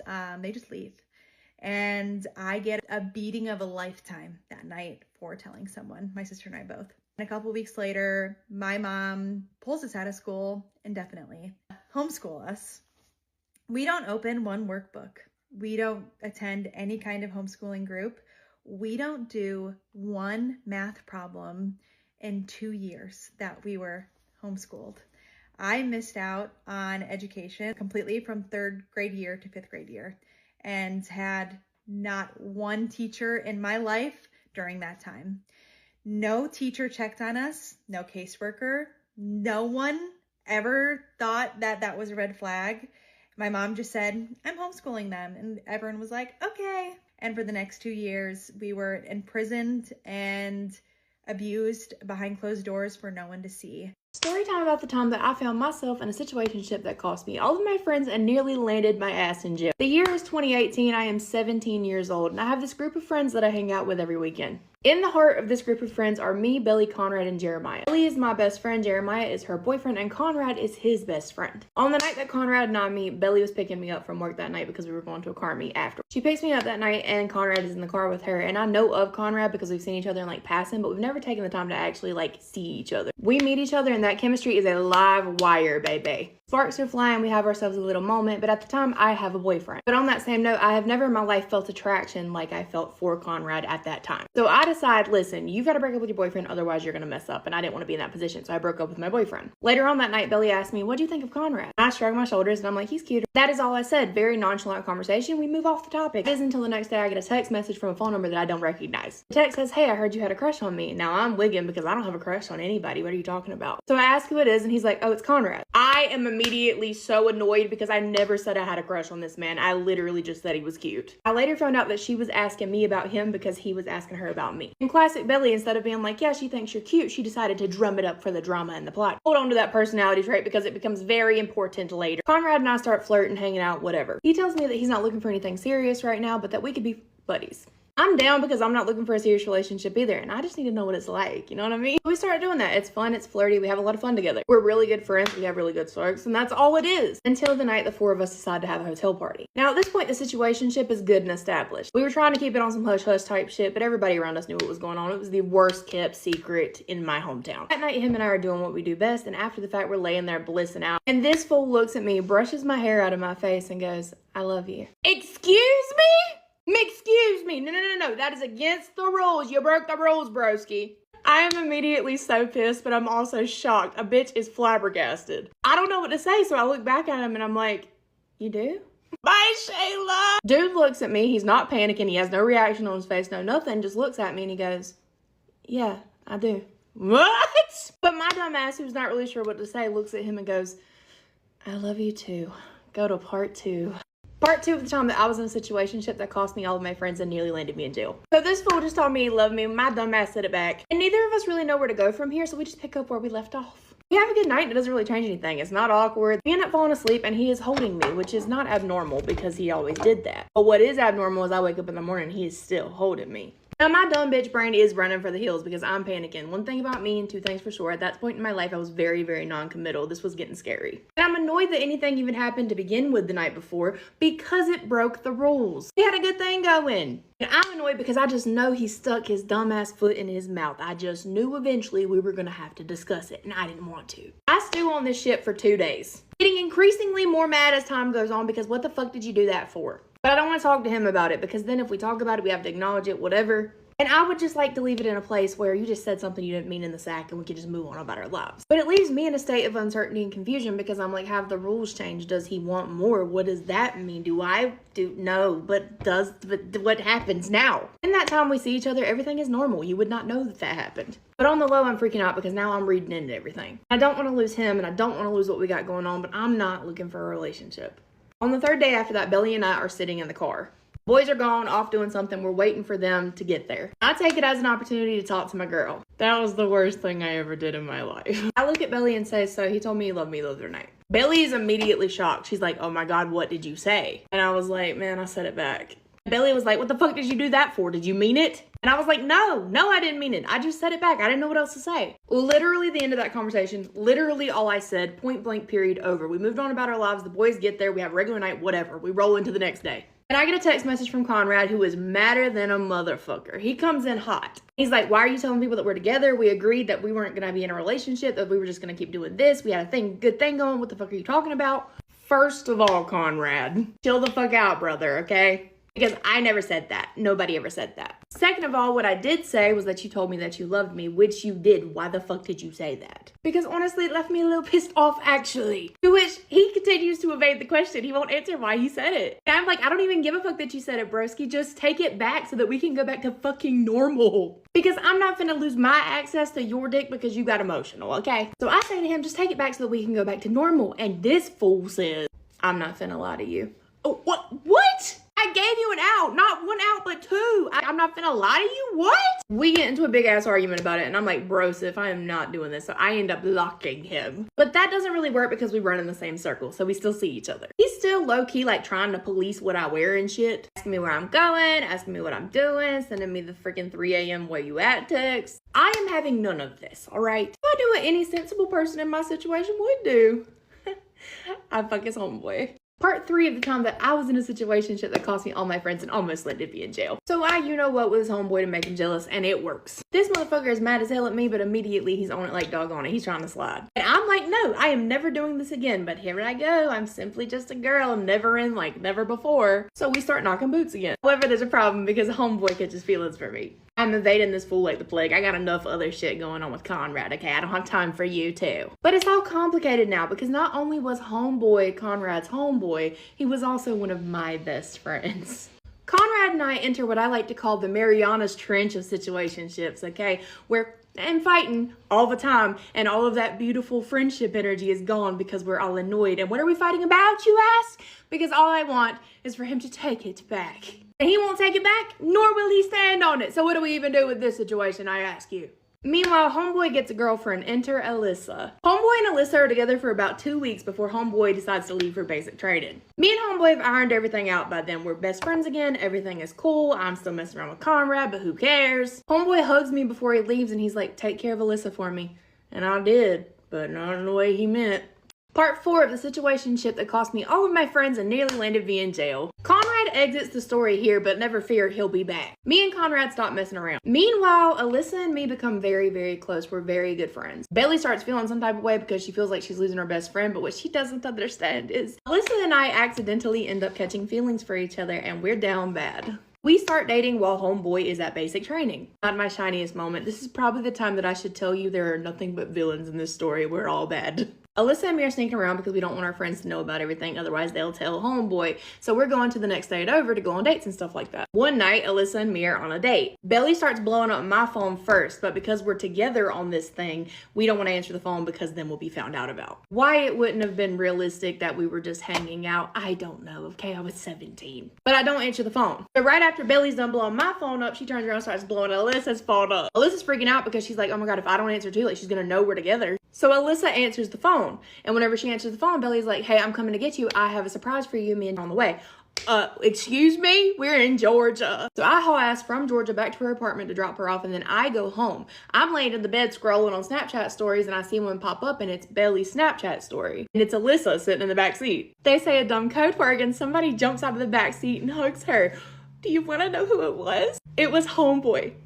And Alyssa had a big ass hickey on the side of her neck. Part 5 of the situationship that cost me all my friends and nearly landed me in jail. So Alyssa's boyfriend's home. She's got a big ass hickey on her neck. I don't know what to do because I was not here for this real time. So I'm viewing this on a Snapchat story, looking at it in horror. Alyssa's hand flies up to cover the hickey. And the next 2 hours are hell because I don't know what to do. I can't text her. I can't ask what's going on. I can't talk to Belly because I haven't been talking to Belly for the last couple days. I can't reach out to Jeremiah because I don't want to talk to Conrad. And if I talk to Jeremiah, he's going to talk to Conrad. It's a whole mess. So instead I wait patiently all of those hours. Alyssa finally calls me and she is squalling. She's like, please come over, please come over. I don't know what to do. I don't know what to do about the whole situation. So I'm like, okay, baby, I'm on my way. So I come over there. We have a really long conversation. We essentially say our goodbyes. We have sex, whatever. Alyssa is grabbing my face and she's crying and she's like, it's you in every universe. It's you over him. I just need time to figure this out. I'm like, I completely understand. We're all blindsided here. So I leave that night, but I need to get gas. But where did we always hang out at? At the gas station. And the closest gas station was that gas station. So I pull up to the gas station hoping that everybody's at home because I'm not watching Snapchat stories. I don't know what's going on, but I don't think there's a meet tonight. I don't think they're out there. I get there, I get out at the gas pump and I'm pumping my gas, and then all of a sudden I hear somebody say, ASK. Of course.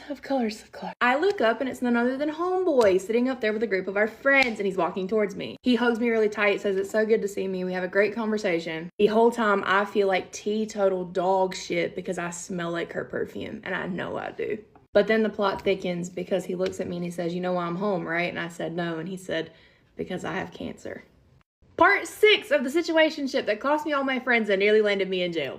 I now know without a shadow of a doubt that I'm the worst person in the world at this point. It wasn't enough for me to be sleeping with my best friend's girlfriend while he was in the military, but now he's home early from basic training and he has cancer. And he's sitting there caking, hugging me like I'm his favorite thing in the world, and I smell like her perfume. They asked me to hang out that night. I don't hang out for obvious reasons. I get in the car and I go home. I'm dealing with all this. I know without a shadow of a doubt that we can't do this. We can't keep doing this. But I'm going off of what Alyssa told me, and Alyssa was like, it's you. I just need time to figure this out. I don't think that she yet knew why he was home. The next night, all of us are hanging out at that same gas station. Alyssa's acting super weird. She's being very, very hot and cold with me. The three of us, Alyssa, Belly, and me, we're all going to spend the night at Belly's house that night. We get back to Belly's house, and Alyssa and me go into the bathroom together to talk because I'm pissed because she's acting hot and cold. She's being weird. What the fuck is going on? Everything explodes. We get into a big ass heated argument, and Belly comes in the bathroom. Both of us freeze, and Belly is like, what the fuck is going on in here? Me and Alyssa stare at each other in horrified silence because we don't really know what to say. But then the dam breaks because Alyssa goes, tell her. Go on, tell her.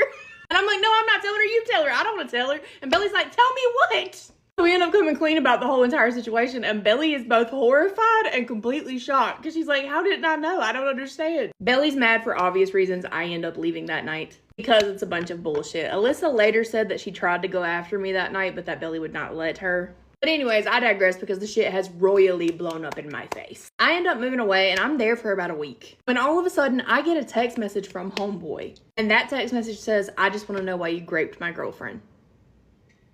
Excuse me? Part 7 of the situationship that cost me all my friends and nearly landed me in jail. I get that text message and I'm immediately like, what? So I text him back and I'm like, where the fuck did you get that from? Alyssa, who was a trapped rat, instead of coming off of the fact that she cheated, she spun the yarn and said that I took advantage of her. That never fucking happened. Me not wanting to get her into any more shit than we had already gotten into, I was gonna let her handle the whole situation. I wasn't gonna say shit to Homeboy. It was none of my business. I moved away to remove myself from it. But now you got me fucked up because what the fuck?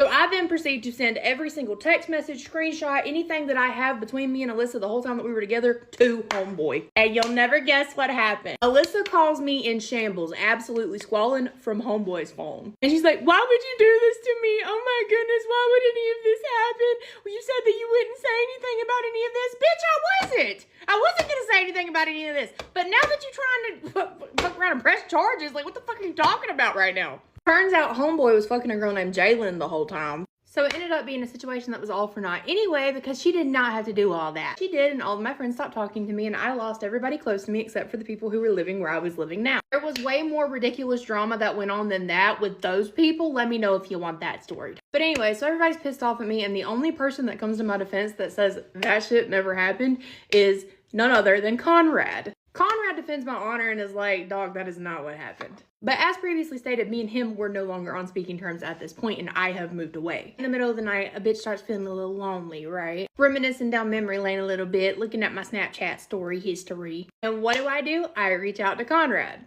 I text Conrad and I'm like, hey, I miss you. And he texts me back and he's like, you miss my... Which I mean, was he really wrong? So I text back and I'm like, word, because that was what I was after anyway. I was just trying to be a lady about it. He proceeds to send me this really long message about this long, talking about a dream that he had about me, of which I cannot reveal the contents. I'm sorry. I almost meet up with Conrad that night, but something just tells me to do a little research before I go any further on this endeavor. So I do. I go track him down on Facebook and I find out that he's got a girlfriend. Like a serious, committed girlfriend.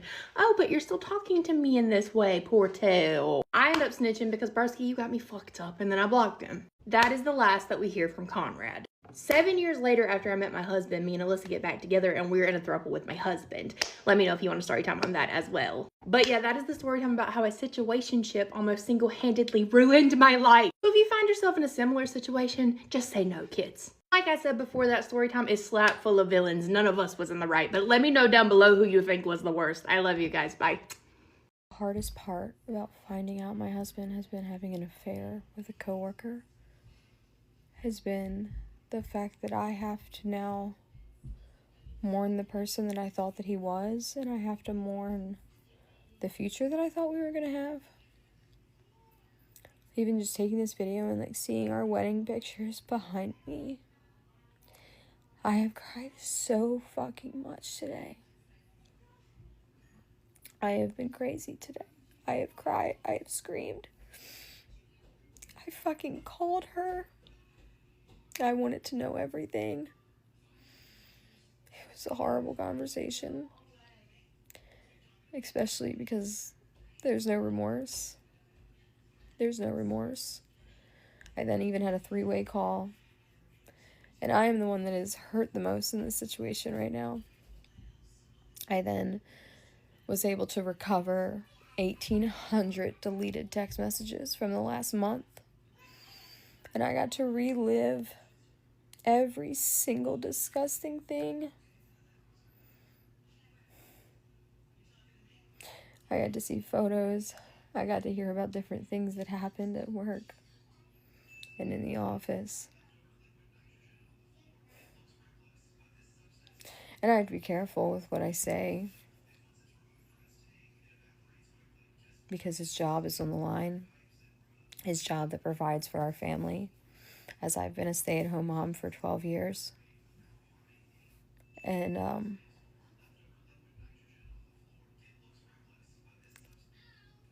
have to sit here and I have to mourn the person that I genuinely thought I knew. I thought I knew him. I've been with my husband since I was 15 years old. He's my everything. He was my everything.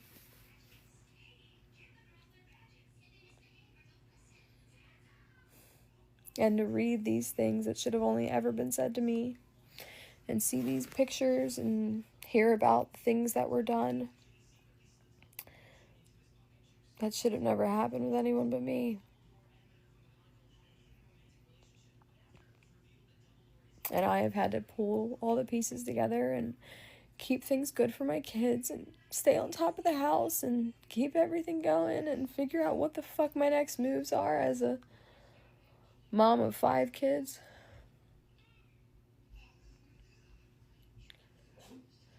I never, ever in a million years could have ever guessed that this would be me, that I would be in this position. And I truly have realized that you can't trust anyone. Not one person.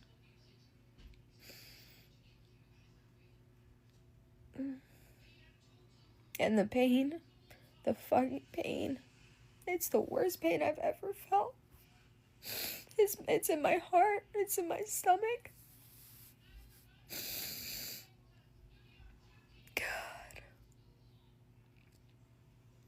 How do you throw away 15 years together, 5 kids, for a coworker? How do you do that? If you see me pulling up to the Trader Joe's in full glam, it's because I just finished a matinee, okay? You see that chunk right there of no blush? That's where my mic was. So, yeah, I need food, don't judge. This is a vile comment. I have been a stay-at-home mom for 12 years. I've raised 5 children. If you must know, for the last, I don't know, month and a half, 2 months, we were arguing about finances, logistics, nothing crazy. And sorry if my phone's shaking. I can't stop shaking because I've been in a constant state of panic and adrenaline and anger and hurt and frustration, because my whole life got turned upside down so easily. And I had no part in it. I didn't make any of these choices. I didn't make any of these decisions. I didn't have a say. Me and my kids, we just have to accept everything. But I actually I've been sick for a few months, and the last few weeks, I have gone into overdrive to make sure the house is clean, to make sure that dinner is ready on the table, to make sure that I make his favorite homemade oatmeal cookies that he can have after work. I have made sure to give him attention. I have made sure to spend time with him, to try and talk with him. I was met with a lot of nastiness and name calling. And now that I'm reliving it all and rethinking it all, I'm realizing that was a way for him to not feel as guilty for living a double life. But this is quite the take, because like I said, this was a coworker. This is someone he worked with. This all happened at the workplace. This had nothing to do with me. This had nothing to do with what I do, what I didn't do. The moment this started with him and her, it turned into, I'm going to be nasty as hell at home to you and the children, because he was so caught up. And yeah, this is a nasty comment.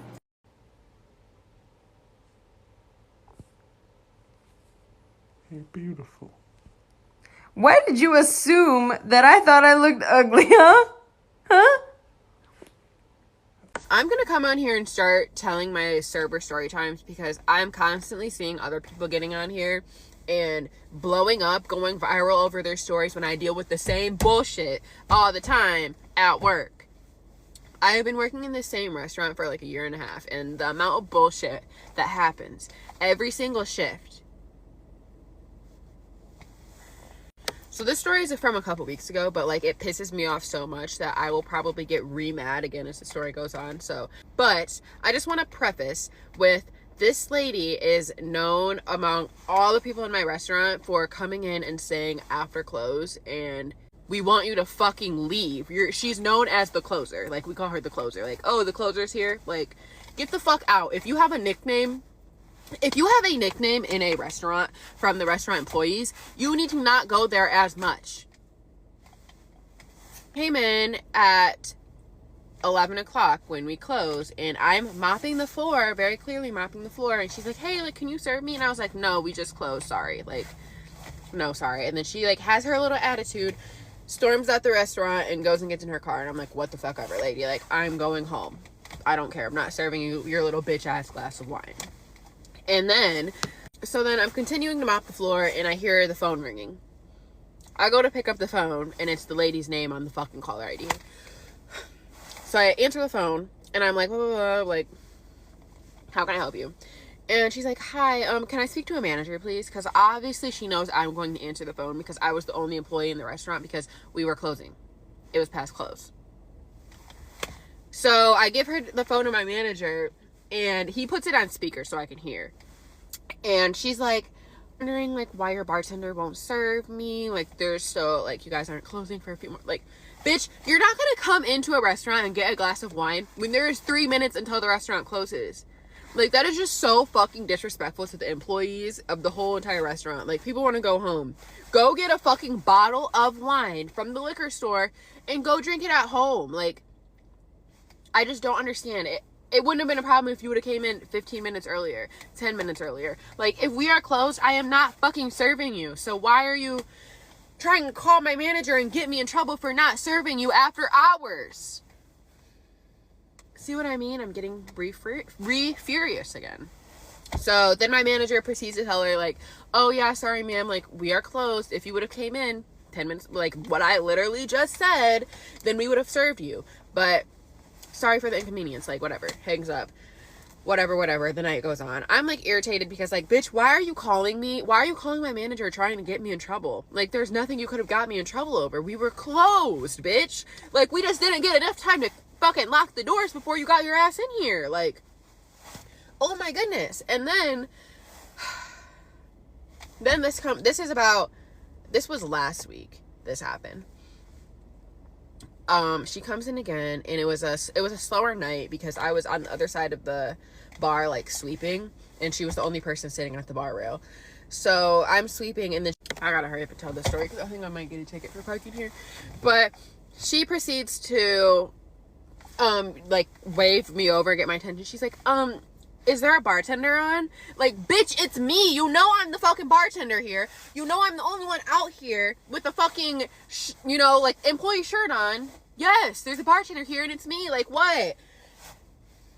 And she said it with an attitude. Like, obviously, I'm not going to be a bitch if you're not a bitch, But she's already a bitch, We already have this established that she's a bitch, okay? Or she was like, can I get another glass of wine, please?